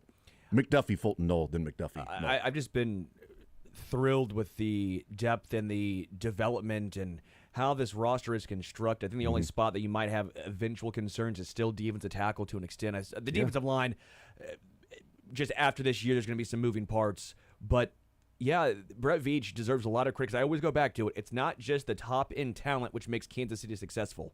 It's the depth. Yeah. It's why the Colts, we can go back to Brady and all that all we want, but they had top-end talent. They didn't always have the depth pieces that allow them to, take that next step. Yep. The Chiefs have the depth. 100%. And I want to get into, and maybe we'll do it tomorrow. But I was taking a look last night after once I eventually stopped laughing from the 9th inning at the White Sox expense. I knew that we were going to talk with Sam Monson today, and so one of the things that I was wondering if we would bring up is, like, I knew that he had talked about the offseason, and what I brought up with Adam Teicher yesterday was just the unreal difference between the Chiefs wide receivers in 23, the year that they won the Super Bowl against the 49ers, to what their wide receiver core looks like right now. By the way, there's breaking news in the NBA. Steph Curry this morning was questionable if he was going to play in tomorrow night's game 2. He has already been ruled out. I mean, he left the second quarter. Yeah. And he didn't return. Also, the Warriors still ended up winning because defensively, good God, man, they were all. Were they allowed to have 7 guys? I hate the NBA today sucks because there's no defense. Can we go back to when there was 140 points scored when they weren't shooting threes, when there was real defense played? But anyway, Buddy Hield's also really taken off. The Game 7 and Game 1, Buddy Hield is. Hey, Buddy. Well, more Listen, so, Buddy. Like Jimmy Butler was taking those Miami teams to the finals twice. Agreed, but Buddy Hield has trade, 14 threes. Yeah. 14 threes these past 2 games. There's always a guy like Tyler Hero that's going to go off on like the Robin role of Jimmy Butler because there's so much focus on Jimmy. And Buddy Hield, you're right, is 14 of 19 from 3 his last 2 games. Is that good? I don't know if it's. Ask Todd if it's good. It's over 70%. Think of that. That's over 70% from 3. Todd would know if Buddy Hield is a good player or not. He's the only one that I can think of that would know, and Rob here would probably know. I do too, as a KU fan. Trust me, we know. Well, I was down at the Final Four there, although as a he didn't really hater, play much. As a KU hater, I know it well, right? From the flip side, you guys have different feelings around watching Buddy Hield versus KU. But yeah, what a trade by Golden State to get playoff Jimmy there. But they're going to need him now because Steph is out. They needed him last night with Steph being out. I mean, they played 2.5 quarters against the Timberwolves, on the road without Steph, and they end up winning because they hold the Timberwolves to 88 points. Man. God, defense sucks in the NBA. We'll take a timeout. We'll come back. We'll continue rolling. More Zone right after this.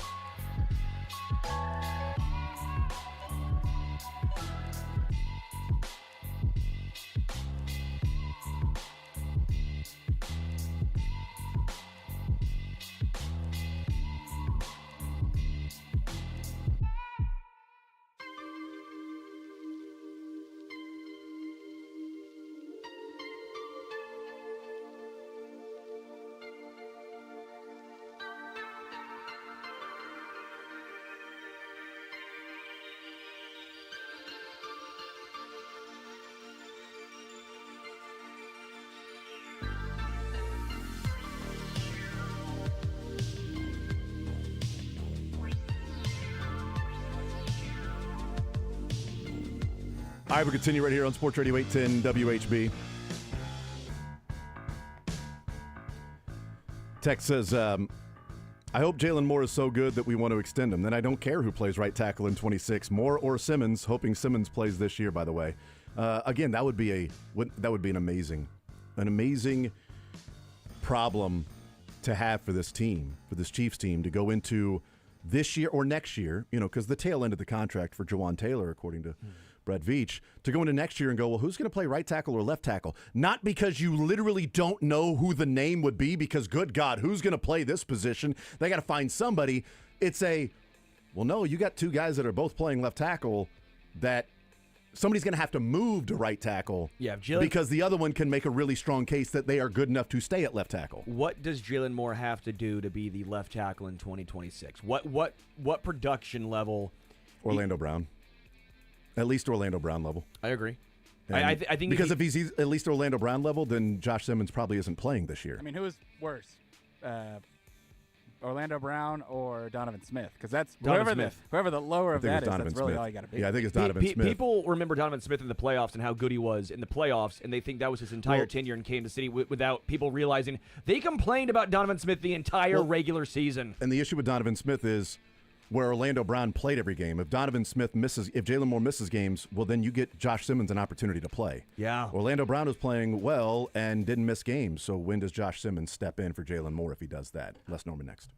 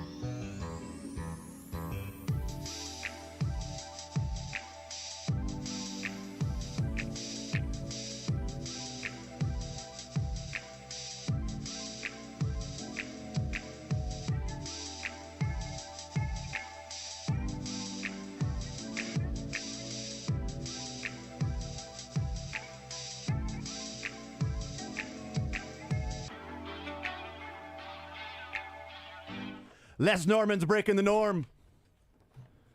Presented by TruckMovers.com and First Federal Bank of Kansas City. We'll go round and round with the Royals went with Les. round and around the bases. If you're a fan of the White Sox, loving you's a dirty job. That was the Royals, though, back in the 2000s. Les Norman is joining us now. He is breaking the norm. Again, as I said, presented by TruckMovers.com and First Federal Bank of Kansas City. Les, welcome into the show. How are you, sir? Buddy, I'm good, man. I'm recovering from some nasty flu crap, so it's nice to be on the good side of it. Okay, well, that's good, man. I'm sorry that you are under the weather, my man. No, man, there's some stuff going around. It's all good, dude. Yeah, it makes me watch. I can watch more baseball on TV and watch infielders catch a ball with their forehead. It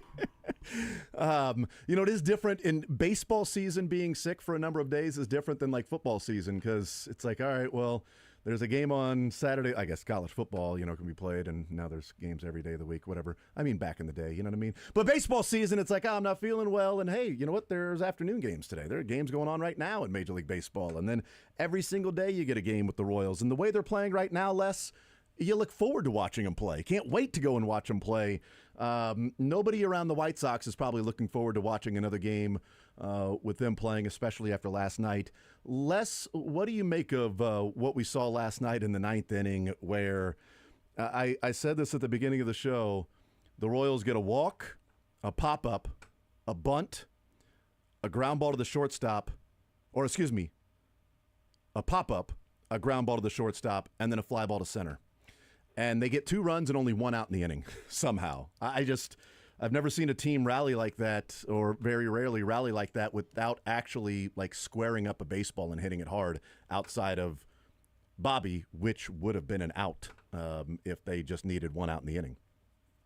Yeah, it's being from the Chicago area. I mean, this is one of the reasons why I'm a Cub fan. I just haven't been able to watch since back at was old Comiskey Park when I was a little kid watching these guys play. I mean, I can't understand how baseball at this level has gone so bad on the south side of Chicago. I mean, it's ridiculous.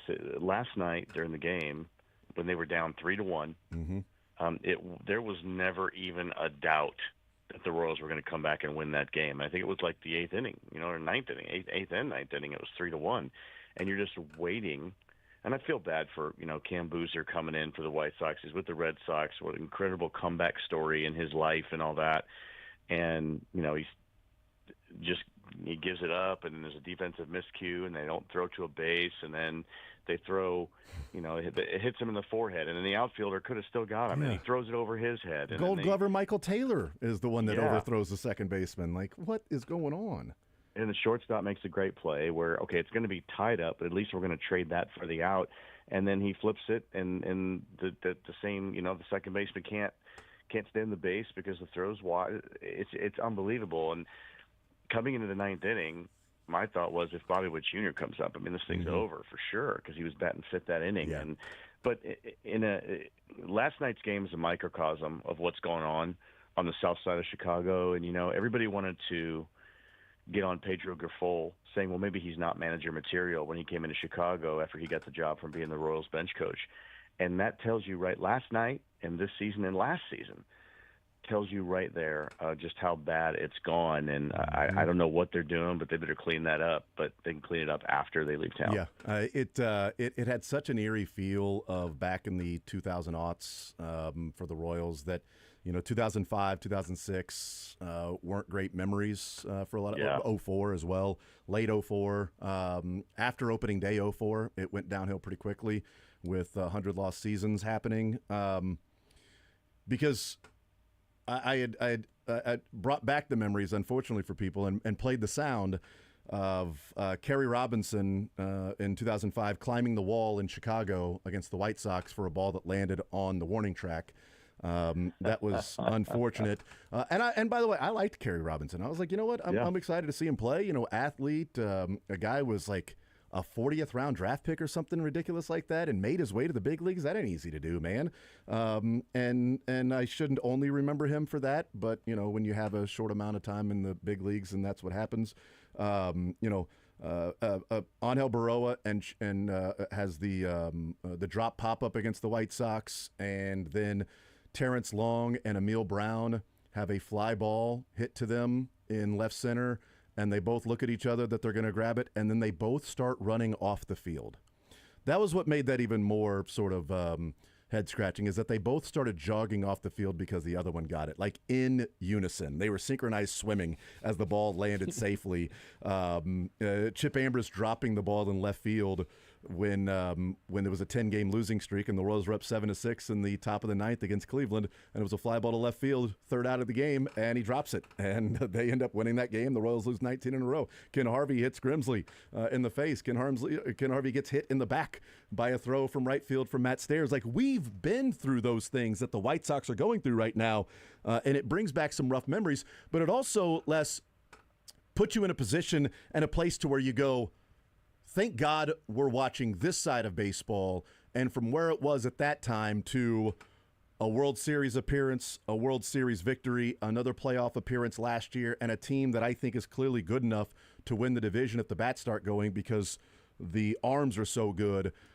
It gives you a little more perspective and a little more appreciation for watching what the Royals have put together now over the last couple of years to see what the White Sox are dealing with.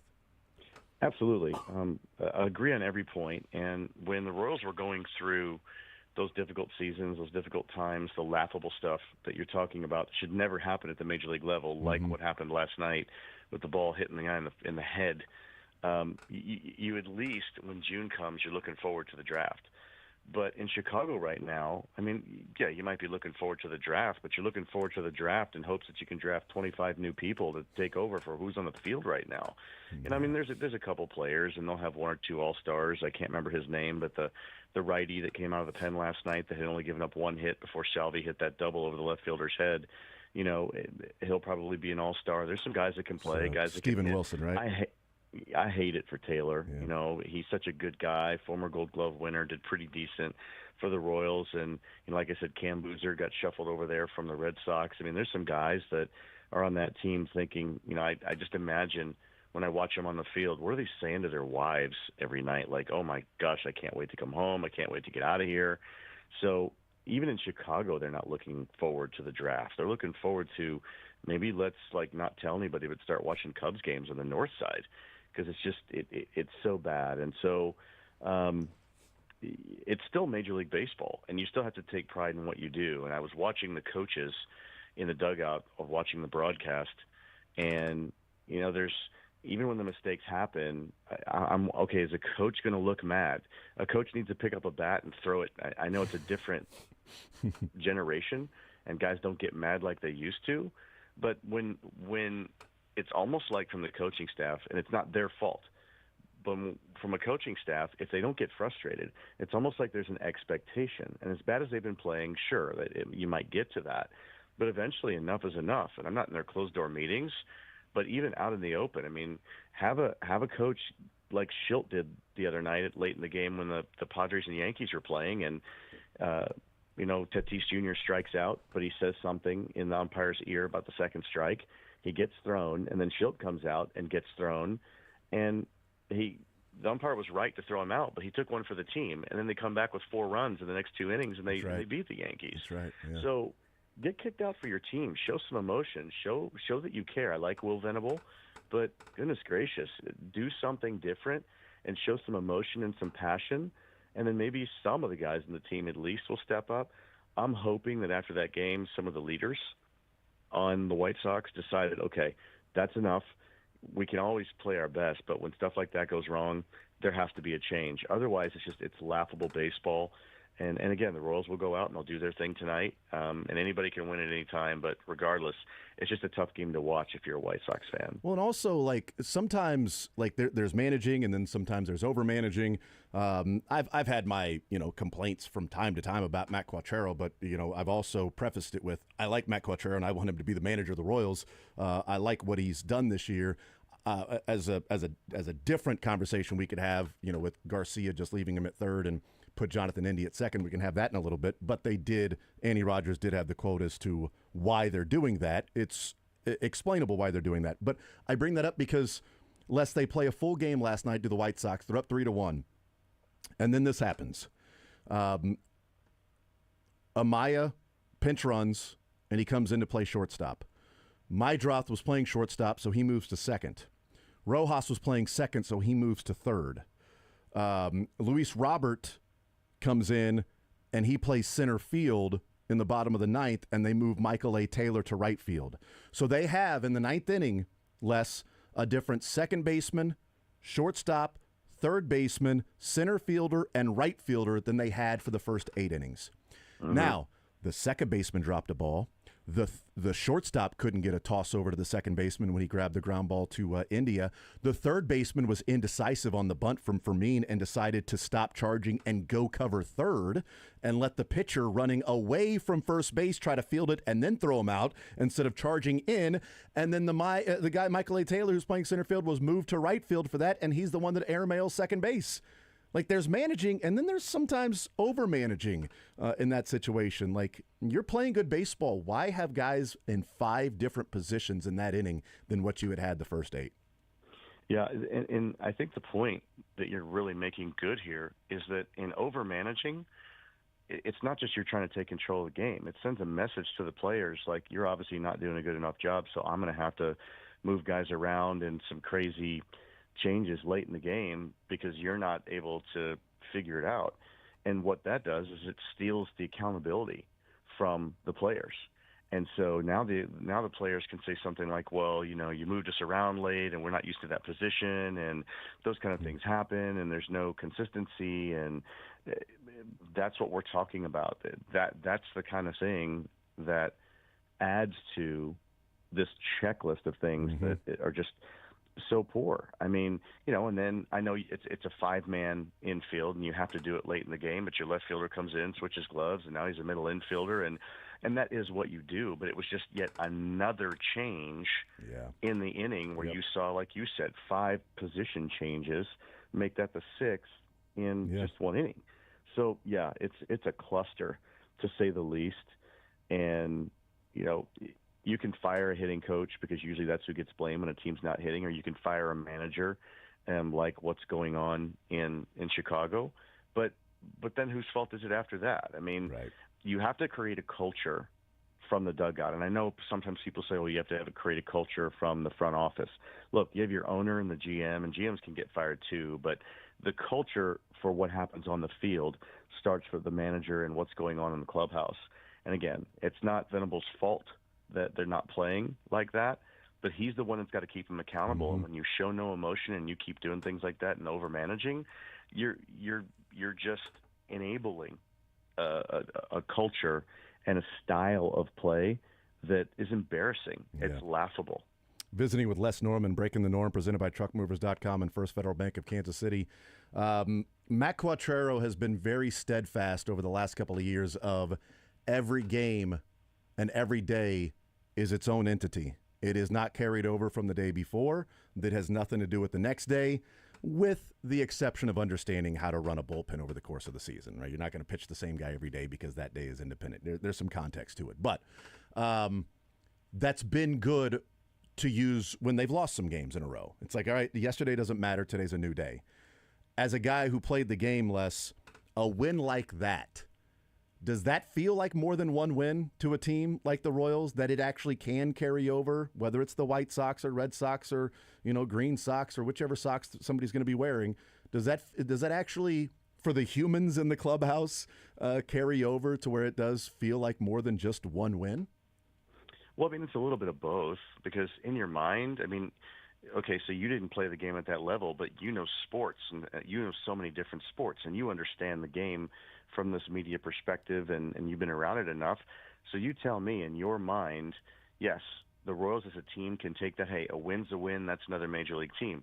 But in the back of your mind, aren't you realizing, or aren't you thinking, my goodness, if that was any other team, we probably wouldn't have survived that game. There's no way we would have won that game. Mm-hmm. So there's the intelligence side of it. You can trick yourself emotionally and mentally to thinking, yeah, we're going to use this as a stepping stone.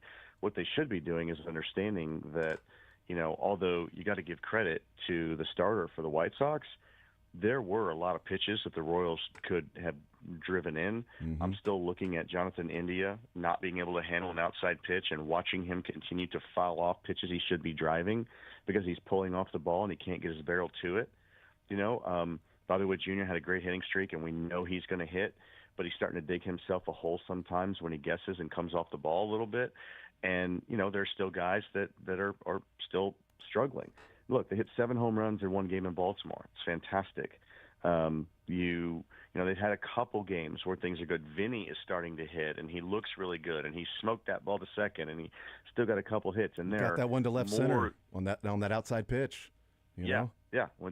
Absolutely. And it was even an off-speed pitch that he waited on a little bit. So there are great signs that are coming out of it. But to kind of go all the way back to your question, you have to do it both. You have to understand that, we're going to go ahead and use this as momentum to continue to carry it on. But going back to Matt Cotrero's thing about, it's every day's a new day. Yeah, that's fine. But when Hunter Renfroe's still hitting below 200, you're not going to play him every single day. You got to mix the lineup up, and that's not about just today's a new day. That's about there are guys that aren't performing, and I got to change things up a little bit, and some guys just aren't going to play. So it's a little bit of both on taking the win, and using it as momentum, but also understanding, boy, there's some things that we better get right now because late in the year, if we're pushing for a wild card and we're going to play like that, we're not going to survive it. It's a two-way street. You gotta go mentally and emotionally with your heart, but you also better be real sharp with your brain and understand what's going on. Otherwise, it's not going to help you late. It's funny to switch sports to your point, Les. Like last night, Shaq, in all these games in the NBA that have ended where they've said that a team blew it versus a team won it, he was saying Phil Jackson would tell them in the locker room after these type of games, like, you should not have won that game. So here's X, Y, and Z of why, and we'll fix that, and we'll take the win as a part of the process as well. So that's a great point, Dylan. I've never played for a manager at any level, and at any particular level of a game. I think John Mizrak once, I'll throw that name out there, blast from the past. In AAA, John Mizrak once said, "Well, I guess we'll go ahead and take that. We'll thank you for the gift wrap." But what he was saying was he wasn't going to be negative, but he was also reminding us, you better have your mindset on why you won that game. You didn't win it; they just lost it. And so I think that brings perspective. You're going to take every single win, but you better be a good enough professional to understand that you better clean it up because these are far and few in between. And again, I'm not trying to overly be negative or insult the White Sox, but what I'm saying is that they're not even a AAA team right now. They've got some great athletes over there, but right now they're just, as a whole, as a culture and what you're seeing on the field, it's like a middle to low-level minor league team that's still trying to figure themselves out. And again, I'm from Chicago. Even though I'm a Cub fan, I'm still from Chicago, and that's just really sad. And so I think the best managers and the best coaches will take the wins, but they will also verbally let them know, hey, okay, we'll take it, but you didn't win that game, and you may not deserve to win that game. It just happens to be going in the win column, so clean it up. Les Norman's our guest. Pardon my complete and total ignorance on this because, I've never played in Major League Baseball, and I know despite what people assume, I've never done that, and so I've never been in a clubhouse directly after a game is over. We see the guys shaking hands with each other after the game is over, giving high fives. I love that Drew Waters and Matt Quatrero chest bump, by the way. That's kind of fun. Good on Drew Waters, by the way, because if he hadn't endeared himself to the front office last year for whatever reason, make sure now you become like cool with Q, and you got your fun little thing there. Very smart by Drew Waters. The guy's intelligent. Yeah. But after the game is over and they give the fives and everything, and then the Salvi splash, they talk with Joel. When you're back in the clubhouse, does the manager have like a, hey guys, here's what we did today, blah, blah, blah, nice job, let's do this, let's do that, back here tomorrow with this? Or is it they get to the clubhouse, the guys are getting undressed, they're showering, Q's in his office, maybe going over, or getting ready to go to the press conference, I should say. The starter and some of the other players are at their locker in the clubhouse waiting for the media. Is there like those conversations to where the guys come in before the clubhouse is open and Q is like, hey guys, great win, nice job, way to get it done. Understand that, this happened, we got to improve that, but, go get some sleep and we'll see you back here tomorrow. Or is it just sort of people just go about their business? Yeah, you definitely don't do that after the win, after the game. Now, I'm sure there was none of that last night. Maybe a player or two might be talking about it. That's what I assumed, but I didn't know. you celebrate the win because then it becomes a little bit too serious, and you don't want to have that manager that's kind of, beating you down. Q doesn't seem like that's that type of manager. I once had a manager when I was playing with the Indians in AAA, and his name was Brian Graham, and he was a player's manager. We had veteran guys in a AAA squad, and he let the veterans police it. And it was rare that he ever really had to come in and have those conversations. Now, the conversation will happen today if there was a team meeting, or if they had, they were meeting before batting practice or having early work. Then it's when you have those conversations, but you also keep it on a positive side. You don't say like, my goodness, fellas, pull your heads out last night. I know you won that game, but my gosh, that's horrible. They're only two and a half games out of first place right now. They can still win the division. So you don't want to be overly negative, but you want to be real, but do it in a way that says, hey, I got your back. Let's just make sure we clean these things up. We're going to work on a few things, but you're going to work on those things to be better. You're not going to mention it in the sense of, wow, we really sucked last night, and we were just really lucky to win that, because that doesn't seem like it's a manager that, has a lot of faith in you guys. He is a positive guy. He is a player's manager. I think this year with umpires, he's gotten a little more fiery and passionate, and I love that about him too. I wish he'd have done that from the beginning, but he was still trying to, feel his way around and vice versa. So, yeah, if the conversations like that happened today, they were minimal, and they were definitely in a positive light. How, You lollygag the ball around the end. You lollygag your way down to first. You lollygag in and out of the dugout. Do you know what that makes you? Larry. Lollygag. What's our record? 8-16. How do we ever win 8 games? It's a miracle. It's a miracle. By the way, Royals were 8-14. And a 13-2 stretch later, they're now 21-16 as they were 8-14. Last one for you on this, because again, pardon my ignorance, and again, I will restate because there are a lot of people that assume that I did play Major League Baseball, but I did not. Can I ask you real quick, who's assuming that? Great line. I love that. That's good. Do they meet every day in some form or fashion? Like when they get to the ballpark before BP or before they go out there and work on infield, do they get together with Q and the coaches, or is it they're professionals, the game's over, you give the high fives on the field, the guys talk in the clubhouse, Q talks to the media, people go about their business, you show up when you're supposed to show up, you get your work done, you understand what's on the – like how often do they sort of get together and meet as a team? Is it every day? Is it like 3 times a week? What is typically the case for a major league team like that? Nah, they're grown men making a lot of money doing their thing. They're professionals. I think that last night over that one game, I don't really think they're having a whole team meeting because, dang, we were just so lucky and we escaped. Mm-hmm. Like you said, they're an incredible run and they're playing really great baseball right now, and they're still not reaching their potential offensively. So the sky's the limit on that. So if they're having any kind of meetings, they might still be having maybe some hitters, different hitters doing early work or some hitters meetings, but not like they're pushing the panic button or anything. They're talking maybe about approach. There may be still – Bobby Witt Jr. is not going into hitting meetings to probably work on anything unless he wants to do it. India probably is, and Massey probably is, and Renfroe probably is. There's some guys that are needing to go to early work, but as a whole, you don't meet every day. You don't have those meetings every day. You look at the schedule. These people come for early work. BP's at this time. If you want something extra, you'll maybe go talk to the base running coach or the bunting coach or hitting coach, whatever it may be.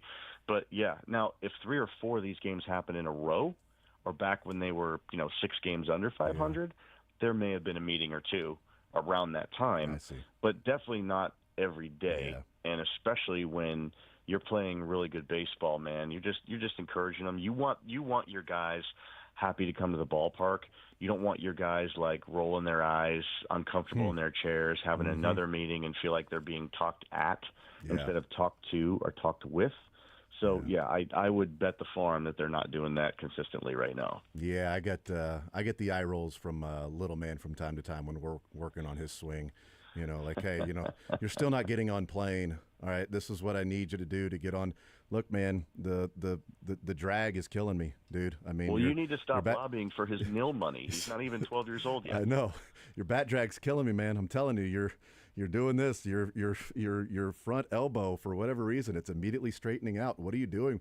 Eye roll. All right, my bad. You know everything. Go ahead and go get it. Oh, pop up to second base. What happened? Oh, your hands were below the ball? Oh, okay. Well, no, you knew that, right? Just joking. That doesn't happen, Les. I'm just joking around. Also, by the way, the bunting coach for the Royals is now Freddie Fermin. So there you go. No doubt. That guy's a stud, man. I love Freddie. Exceptional. So I love much. watching him play since the day he came up. Absolutely, dude. I absolutely love watching that guy. There's something about backup catchers that are also pretty damn good in general. Yeah, Les Norman breaking the norm, presented by TruckMovers.com and First Federal Bank of Kansas City. Do you have another segment in your recovering body? I am sitting in front of watching the SEC softball tournament. I had the honor of for ESPN Plus. I got to call 2 games at KU versus UCF this past weekend. I didn't know that. It's fun to kind of watch this. Yeah, it's been really fun to do that. I get to do some ESPN Plus every now and then, do some analyst work. So it's been fun and growing my knowledge of this part of softball. So, yeah, I'm in. I'm just chilling. Heck yeah, dude. We'll take a time out. We'll come back. I want to get your thoughts on a little bit of that. And then we'll talk about Michael Garcia and, Les, swing decisions. Oh, you're speaking my language. Swing decisions by Michael Garcia and what he had to say about what's different this year from years past. And, of course, we've got to talk about Jack Caglione before we're done talking about this. More Zone coming up next.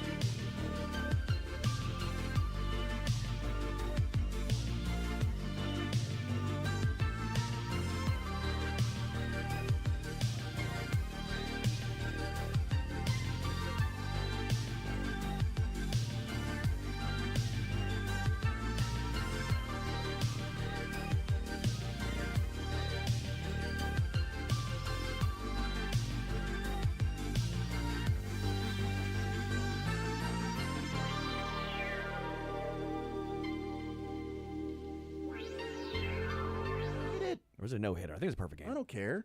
Les Norman is our guest, Breaking the Norm, presented by TruckMovers.com and First Federal Bank of Kansas City. Les, I want to talk a little bit about what you were discussing from over the weekend. You got to do I didn't know that you did the ESPN Plus games, and if you told me in the past, I feel like a terrible friend, so that's my bad.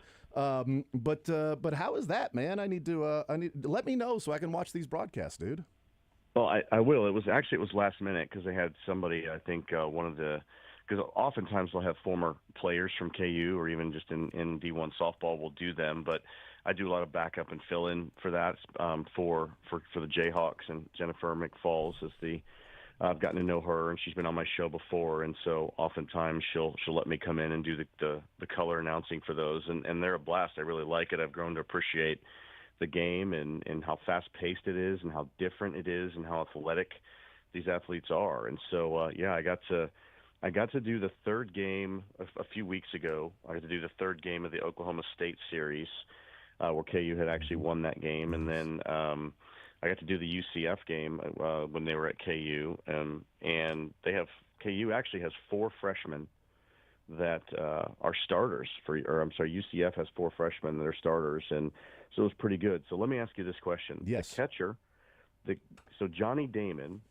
he has a lot of kids, and the catcher for UCF was named Beth Damon. I think, didn't Johnny Damon wear number 8 before a little bit?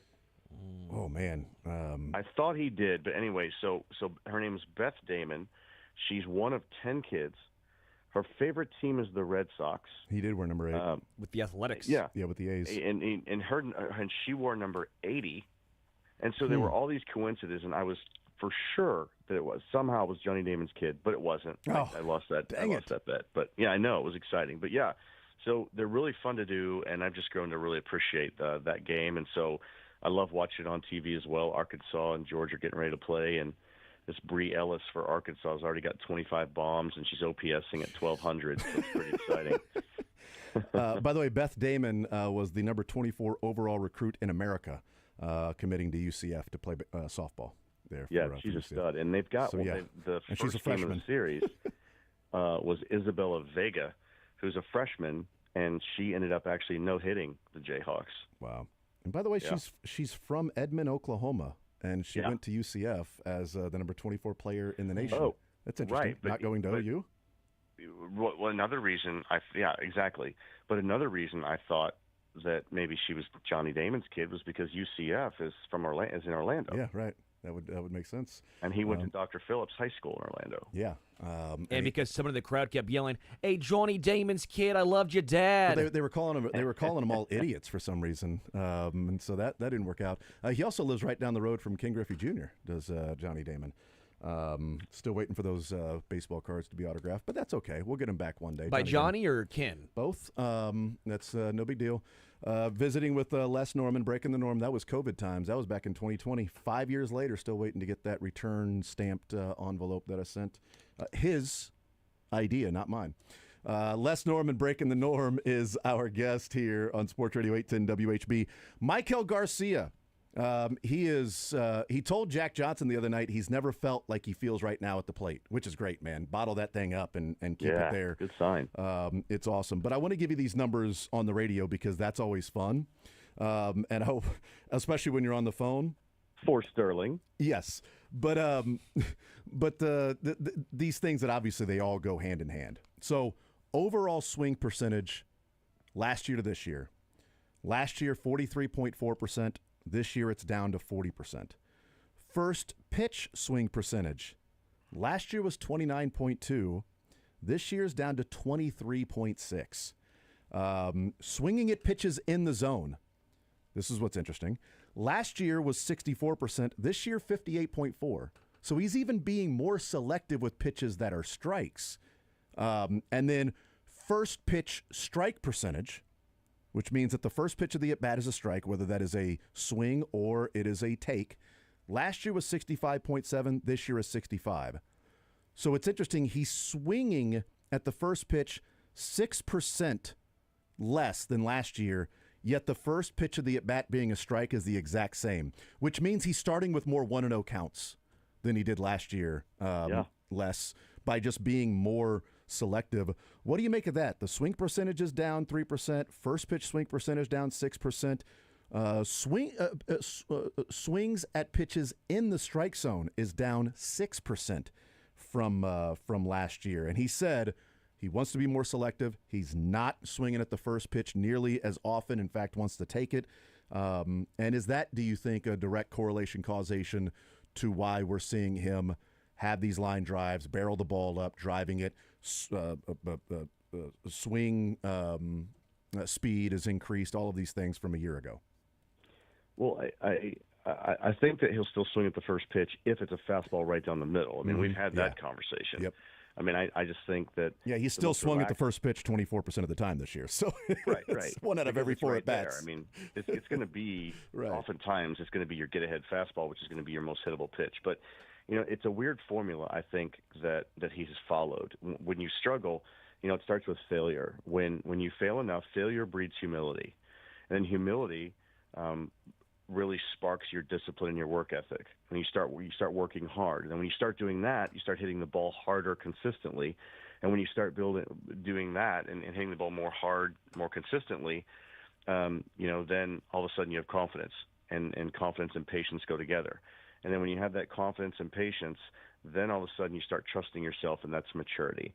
So it's failure, humility, work ethic, hitting the ball hard, patience, confidence, and then ends up with maturity, and then you just don't let it go. I think in succession, I feel like I've seen all these things come through his offensive production, and now he's just to a point where, I mean, look, he's going to have his bad stretches, he's going to have his good stretches. This is a crazy game. It's a pendulum swing. Everybody slumps. You're just trying to slump as little or short time periods as possible. But, I used to always hear a couple people in the organization in my playing days say, they used to talk about this with Joe Randa. Joe Randa got it early. He was a minor league stud as a hitter, and it just clicks for him. Some people it clicks. It's not.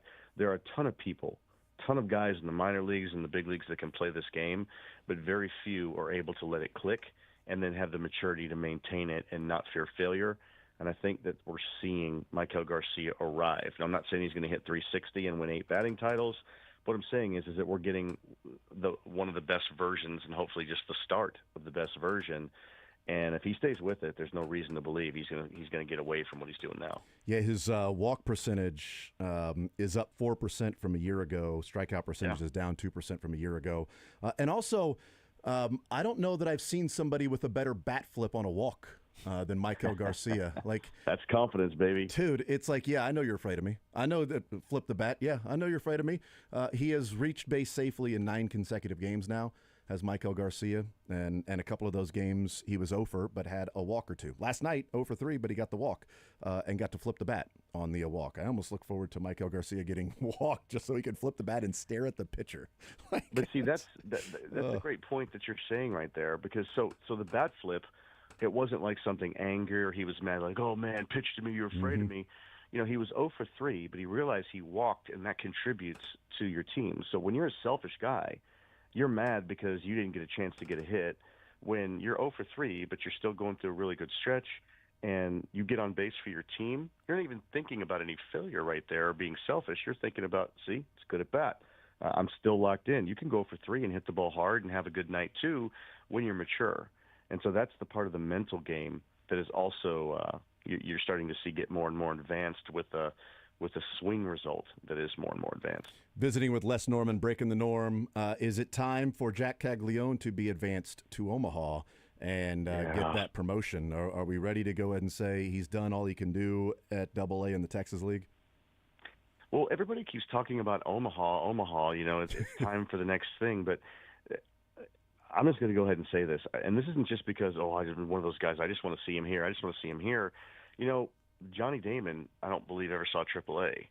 Carlos Beltran got called up from AA, Wichita.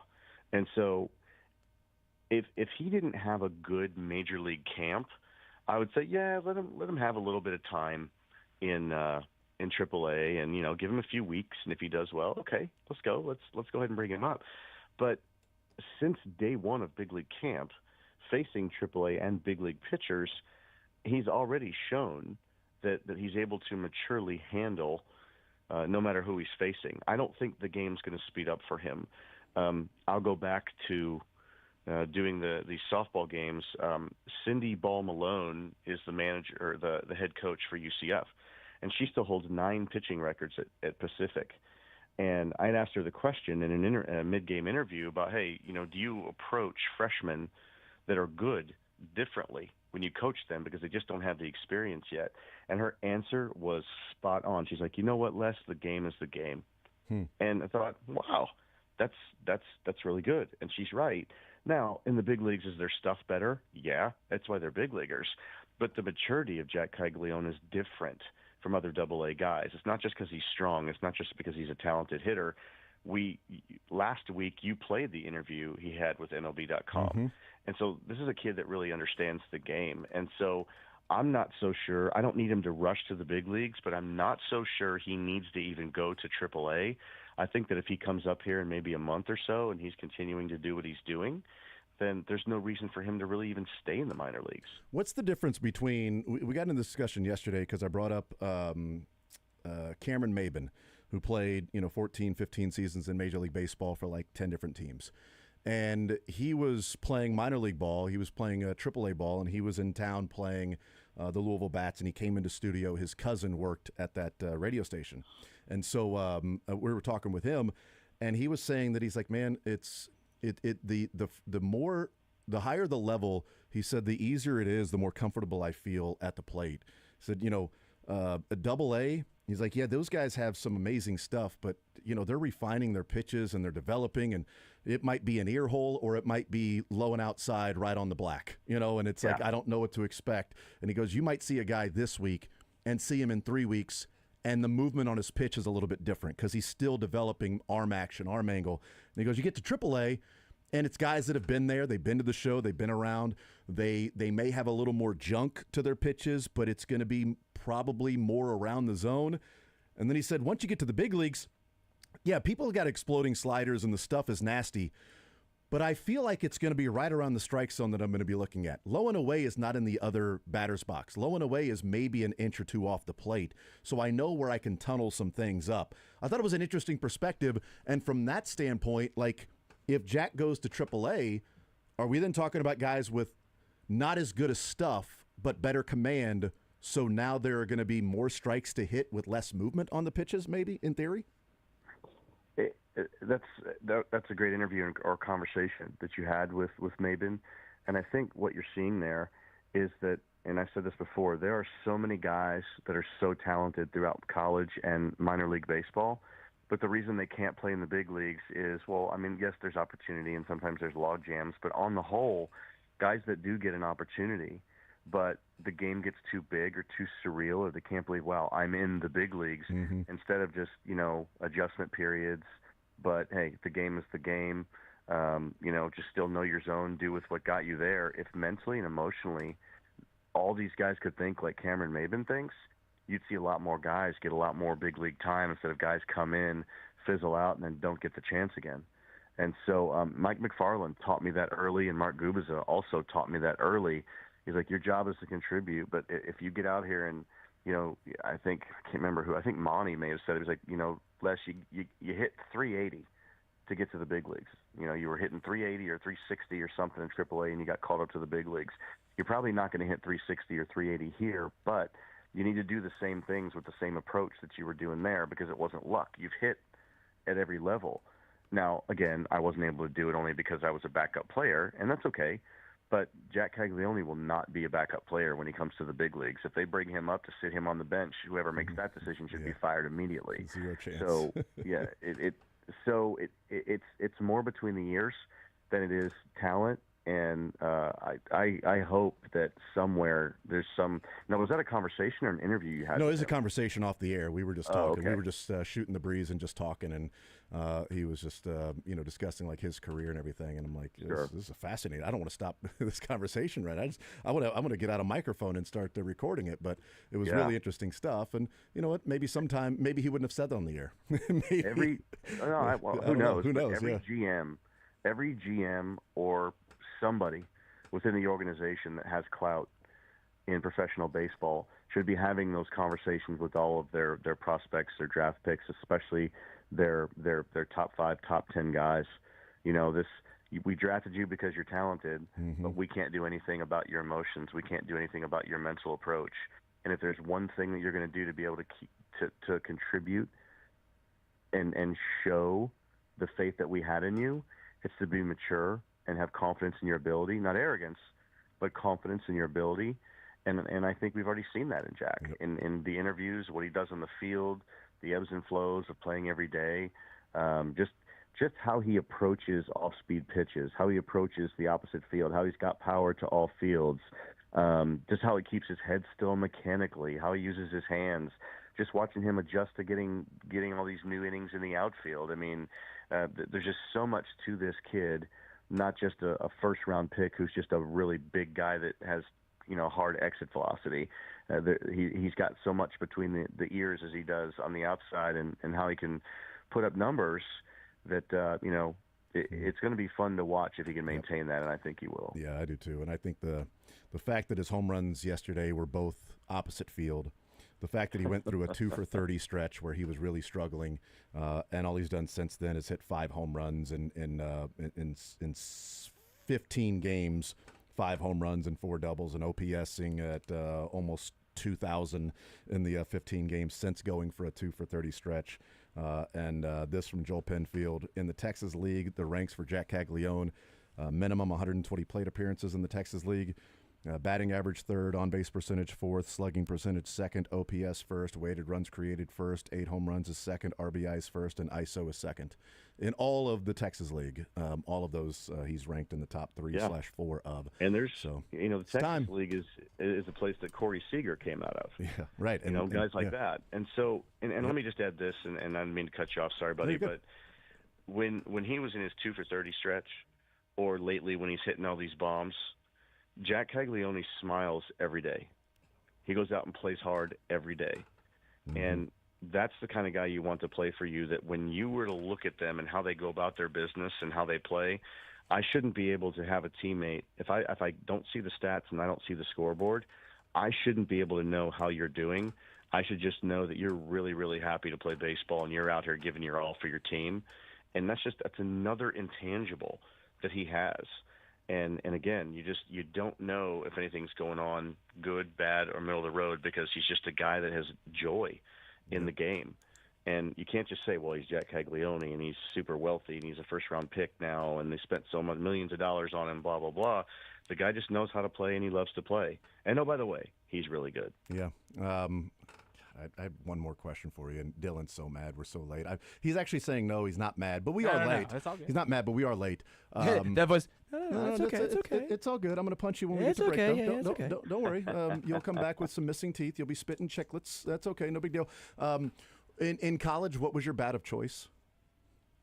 Do you remember what bat you used? And we got in this fun conversation yesterday of talking about these 80s and then 90s trampoline bats. Just wondering how far Jack Caglione would hit one with like an Easton Redline, or a Reflex C-Core or something like that. Yeah, I mean, it's been a long time. So remember, you're talking like late 80s still. Yeah. So I just Black had Magic or the Green Easton or no, the Black Magic was the junior and senior year of high school. I used one of those Eastons, but it was like a silver Easton with the green letters. Oh yeah, the Green Easton, baby. But I also had a college coach tell me, I mean, you don't want to make sure you're using a good bat, but a good hitter can make a bad bat really good if he knows what he's doing. My college coach used to tell me that, so it didn't matter as long as it felt good in my hands. There you go. Les Norman, you're the man. As always, appreciate it, brother. We will talk to you next week, man. All right, guys. Have a great week. Absolutely. You too. There's Les Norman, Breaking the Norm, presented by TruckMovers.com and First Federal Bank of Kansas City. We'll take a timeout. We'll come back. More Zone next.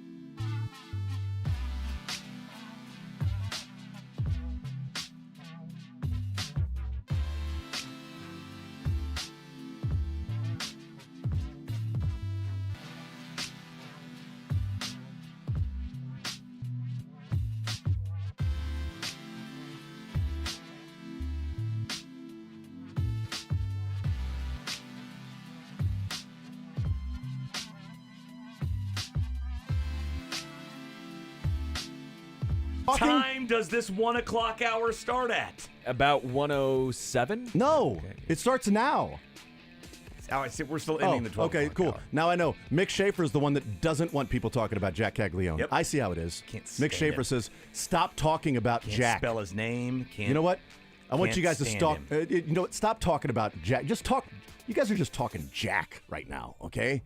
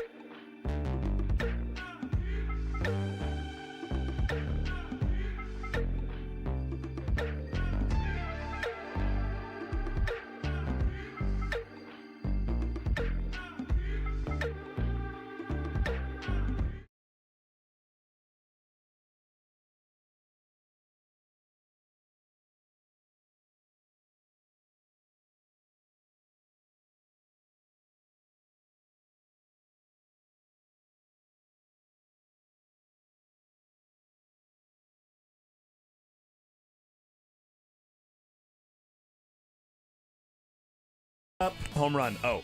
Sip. What y'all up to? No, it's Italian for frozen pizza. Buongiorno? Yes. That's exactly right, yeah.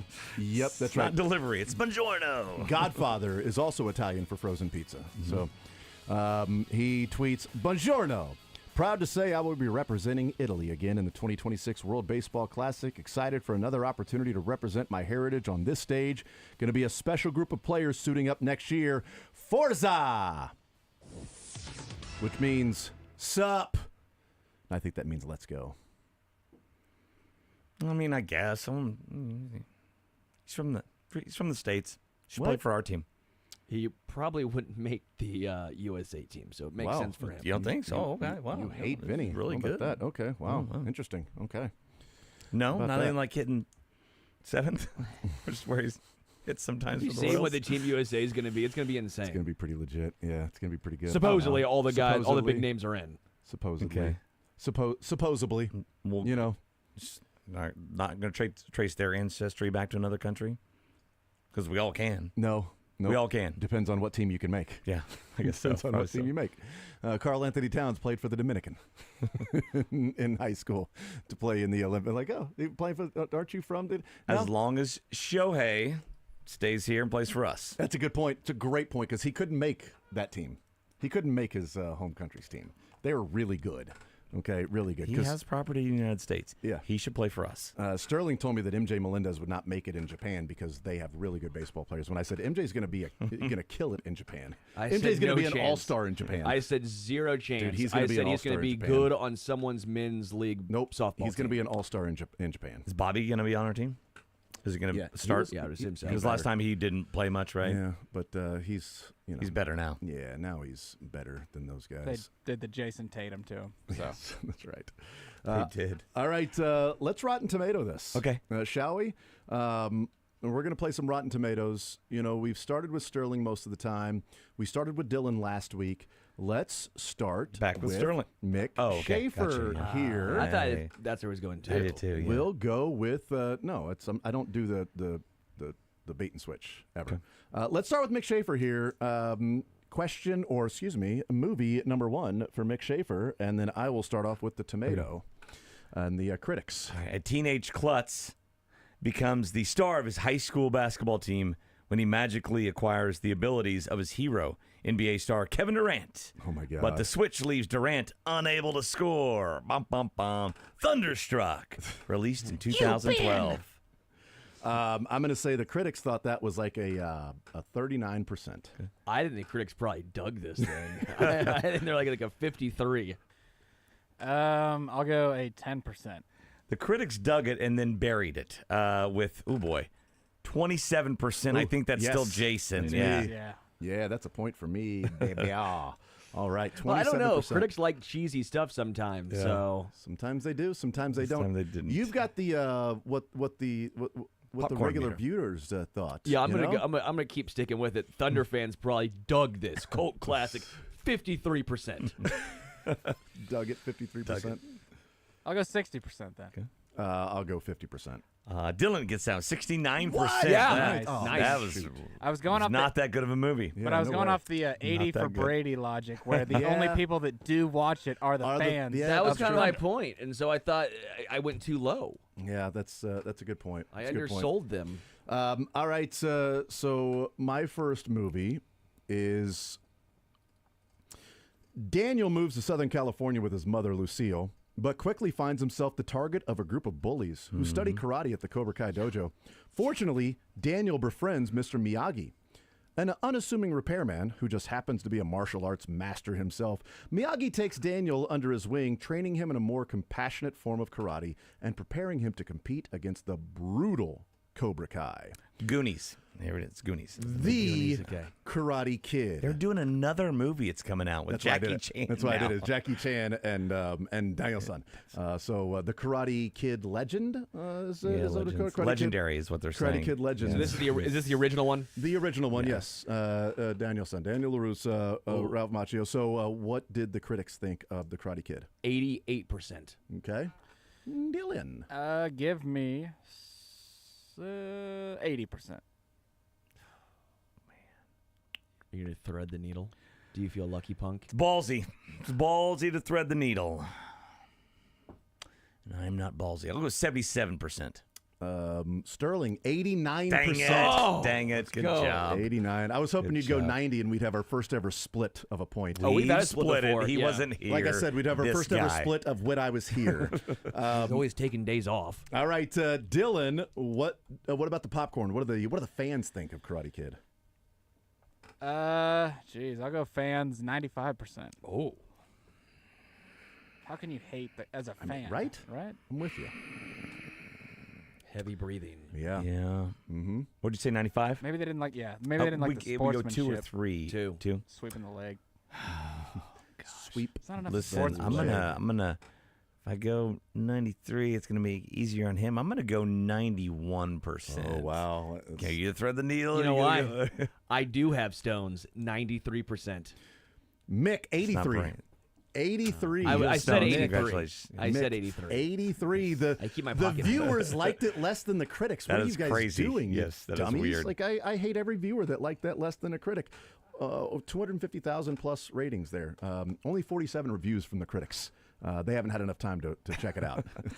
They're watching. They're gonna let it breathe Cobra a little Kai, bit. the series. They're gonna let it breathe a little bit. All right, Sterling. We start with your first movie.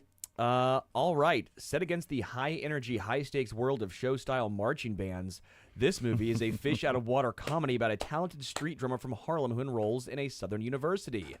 He initially flounders in his new world before realizing that it takes more than talent to reach the top. I'm talking about Drumline. Yeah, you are. Yeah, Drumline. you are. Is that Nick Cannon? That's Nick Cannon. Nick Cannon's hilarious. Yeah, Yes. he can't. He can play. But How many can't kids did he have in that You want movie? Nick Cannon so much, have him buy his school clothes. It's Dave Chappelle skit. Anyway, Dylan, what do you think of the critics? The critics, I'm gonna go 80%. I'll go 75. I'm gonna go 83. If you would have gone just 2 above Dylan, you would have won. It was 82%. Nice. 82%. But I still Three won. takes. You still won, but you would have gotten Okay, that. I see. Yeah. You know what? I didn't want to be a jerk to Dylan, so I went 3 Phenomenal above. movie. Yeah. I love Yeah. this movie. One of my favorites. Phenomenal. I love it. I was Love it. as a drummer. We don't have many Oh, movies yep, that's about right. As a drummer. drumline. Yep, that's right. He keeps bringing up that he was a Movie drummer. was- in high school, this movie slapped. Okay. No, I actually really enjoyed it. All right, Mick, In my what 30s, about this movie slapped. What am I? I'm doing popcorn Fans. meter, right? Yeah. For Drumline, and it was 82. Was 82 was the right answer. I'm gonna 82 is think the mic. less people thought it slapped, and go 71%. They going- thought it spanked. Dylan and I are doing 87%. Dylan. I'll go 89%. Yeah, Mick won 70%. Yeah, You're very that was close. close. Yeah, you were Yeah. very close. It spanked. It didn't step. It's I don't know how people didn't love this movie. It was a great movie. What was the one, like the first time you said, unreal movie? Pootie Pootie Tang. Tang. Tang. Pootie Tang is what it was. Such an amazing He talks movie. about those so good. movies like Pootie it's Tang. The Godfather, Gone with the Wind, It was Citizen Kane. Gotti, 0%. No, And Pootie Tang. Pootie Tang. Is it Raging Bull? No, Pootie Tang. Pootie Tang, It's yeah. Pootie Tang. 27% of Pootie Tang. But he won with a belt. He fights crime with a crime 100% of the people that were smart. If you've watched Pootie Tang, you're gonna love Pootie Tang. That's true. That's fair. I've never seen it. Watch it one time and you're gonna be mind blown. yeah, It's a yeah. cinematic masterpiece. Sure. Dylan, your second movie. What are you going That'll with? be my first movie, actually. Dylan, your first movie, because we started with Mick Schaefer. That's right. Your first movie. Or you can use your second movie I first. could actually. I could do either or. So actually, in the breath of Stephen King movies, because Stephen King has The Long Walk that is about to debut in 2025. It is a dystopian society movie. I have both of my movies are Stephen King classic. The first one is Pet Sematary. Oh God, Mick, so good. what do the critics say about Pet Cemetery? Such a good movie. Never seen it. Sometimes dead is better. I love it when kids die in movies and come back as zombies. I just love it. Is that where it comes from in South Park? That sometimes dead is better. Yes. Is that seriously where it comes from? Is from That's- South yeah, Park? yeah, Pet Sematary. It's the Yes. farmer. I just know the South Park thing. Yeah. So if you So bury in the, something in the that South Park particular episode cemetery, you're referencing, they take the Yeah. dead body No, to no the fair. Halloween. cemetery and No, it comes back. fair. No fair. No fair. No fair. Critics. Can't be that high, right? With the horror film, but it was a great horror film. I'm going to go 78. 87%. They love themselves some Stephen King, I think. That's true. I will thread the needle 82%. Ooh, boy. Ooh, Mick, winner. Damn it. 56%. What? We were also very off, but I'm just doing a I don't dance. like it. I don't like that either. It's 50%. Wow. Man, that's crazy. All right, so I lead the popcorn. Yep. 87%. 85%. You son of a gun. 83. Oh, $1, Bob. Mick again. Yeah. This is shocking, too. 60% was the Whoa, popcorn. We were winner. too high on Pet Cemetery. We were all But high. I was the least highest. Yeah, you were. The You less you high? you had a half gummy. The less high? Yeah, you were the just, lowest. Oh, yeah. All right, your second movie, Mick. All right, so I, too, have a theme like Dylan. It's not like Dylan's theme. It's like my last movie theme. An American basketball coach, Kevin Bacon, learns how to play the Kenya way as he scouts a tall African player. The air up there. 1994. Jimmy Dugan Shake and Bake. Oh, the Jimmy Dugan Shake and Bake. You probably haven't seen that. Yeah, either. no, you haven't Not seen that one. I was born in no. 94. He's going to lose his job, so he's got to go find a recruit over in Africa. Oh, that's good. Which at the time was kind of didn't happen much, and now it's like Now, yeah, they schedule trips now. Every now it's every like- D2 coach. yeah, I'm sends like, over so there. this is just like every single college basketball. Not 94. They're going to recruit the kid from Africa at IMG. Yes, exactly. I got to go to IMG to see the kid from Ghana play basketball. Is where I'm gonna find go him. watch. Got to go to Clearwater, Florida. Yes, to I'm going to see see this kid. I am going to go with 61%. 67%. Okay, yes, provocative. I guess. 61. Actually, I guess 50%. Yeah, 22%. I am way off on It this wasn't one. a great movie. It was better than that. Critics. I liked it. I mean, he That's did not. worse than Pootie Tang. I would give it 61%. Was yes, you would have. It's Wasn't way worse better than Pootie the, Tang. The snake movie that I had. The first That's week. right. Oh, that's an all-timer. Snake. Spanks. I mean, it's the Jimmy Dugan Shake and Bake. Yeah. Sterling, we start with you. What did the fans think? 33%. What was the critics? Sorry. The critics was 22. Yeah, give me 25. What'd you say, Sterling? 33. 35. Hit it. Yeah. Two spot. You were really Oh, close. You that gave that to him, basically. Deuce. You gave that to him. Huge is what You that was. and the rule gave that to him. Thank you. When you said 33 and we're two off, I'm like, I I was bet so we mad. get there. I'm I didn't do it livid. to Dylan, but I did it to you, Sterling. So there you go. Hey, he's standing on the shoulders of giants right now. Yes. Right? Okay. So my next were the movie foundation. is Standing on the I am Shoulders like of Giants. Eli Manning. I am like Eli Manning. Perfect score, 100. No, my next movie, also theme for me. Let's see. After learning that his father is dying, karate master Mr. Miyagi returns home to Okinawa, bringing his protege, Daniel, with him. In Japan, Miyagi is surprised to discover that his old sweetheart, Yuki, has remained single. Meanwhile, Daniel is attracted to Yuki's niece, Kumiko, but romance must be put on hold while Daniel and Miyagi deal with local bullies and long-harbored grudges. The Karate Kid at 2. Seems like there's Sterling. a common denominator with these bullies. You know, it seems like maybe, This was a good maybe sequel. Daniel-san and Maybe Mr. Daniel's Miyagi the are issue. just This was a causing good a lot of movie. issues. Why do they Was it keep- actually? I've never seen It was a good. It was good. I've not seen They the had the second one. drums. Oh, Rub them together, right? Yeah. 52%. Honk. Anyway, go ahead. 52%. 52% for you on the critics. Okay. 40%. Oh, 54. Dylan, 45%. I'm just getting screwed over here. Okay, well, you get your last choice here with this one because Dylan will lead off with what the fans thought. So critics had it 45. What did the fans think? Man, 55. 57. Do it. 53. 52. Almost. 52. We for did it! Sterling. We did it. We got We there. got a point. 2 more movies to go. It's 4-4 to 3-2. Mick and I have 4. Dylan's got 3. Sterling has 2. Sterling, your next movie. Let's roll it. I don't have a theme. Okay, great. I don't have one. That can be your theme. Not having a theme. Not having a theme. Actor Rick Dalton gained fame and fortune by starring in a go. 1950s television western, but is now struggling to find meaningful work in Hollywood that he does not recognize anymore. Spends most of his time drinking and palling around with Cliff Booth, his easygoing best friend and longtime stunt double.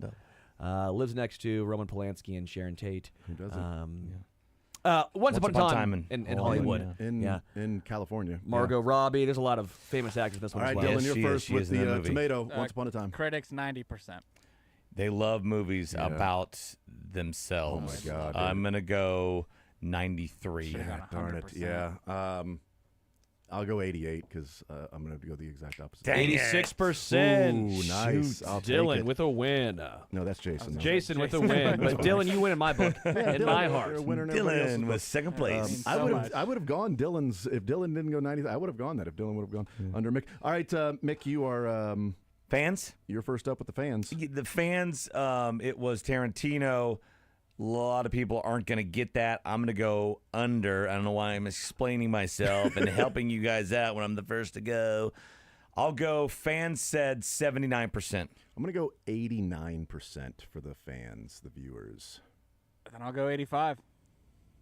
70. Oh, my I'm shocked by this. I love this movie. Yeah, there's a lot of people who don't get Tarantino. Mick's got a good read on these movies. I don't remember ever losing this game. It's 5-5 right now. 5-5. Dylan has 3. I'll find a Sterling way. has 2. I'll find a way. We'll see. Dylan, last movie, last one. Here we go. Last one, another Stephen King classic. One Shot, Cujo. I never saw that. Cujo. You never seen Cujo? Nope. I know of it. Is that the dog? Is that the dog? Yep. Cujo. Dog gets rabies. Yeah. Traps people in the car. Is one shot the whole movie. One location. Yep. Oh, really? Yeah. All right. What do you think? You got one shot to win this, though. Well, actually, you got 2 shots. But I anyway, mean, it's famous for you should have got the one. You should have got the one People rabies probably shot. It liked would have it. helped everybody else out in that movie. I'll go 82% for Cujo. I'll go 84% for Cujo. I'll go 80. Sterling wins. It was 60%. Oh, man. Wow.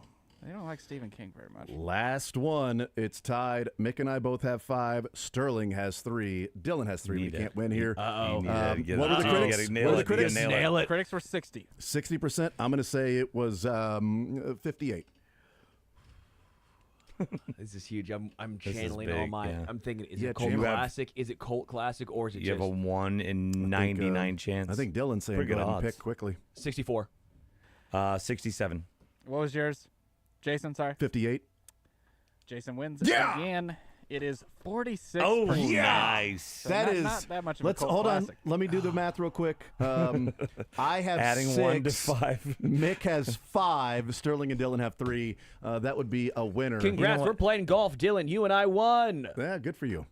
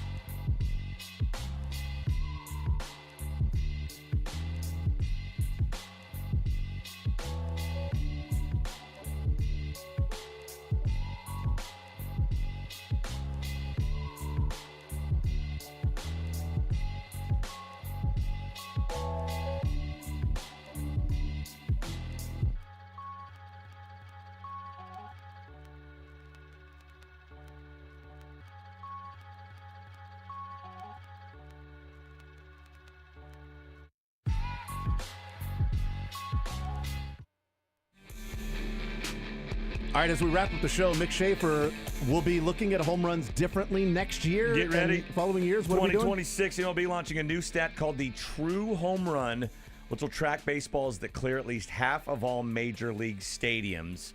Starting 26, players will have a separate home run total based on league-wide ballpark eligibility tracked by StatCast. I think it should be done in real time. Royals players are going to love it. Yankees players are going to hate it. Take that, Yankees. Yes. It should be done in real time, though. So if Bobby hits one like 395 to left center, that's actually a home run, guys. Yes. No, we're going to count that as a home run. And then Judge hits one like 312 and it goes out. So you're at third. Third, buddy. No, it's an out. We're going to get third. You're out. Yes. We have discretion. And we're tracking the fielder. He would have caught that. He totally would have. Does he play for the White Sox? Check that. You're at second. Sorry about that. Yeah, you're on base. Ground rule double. My bad. It hit off his He head. was Cadillacing it.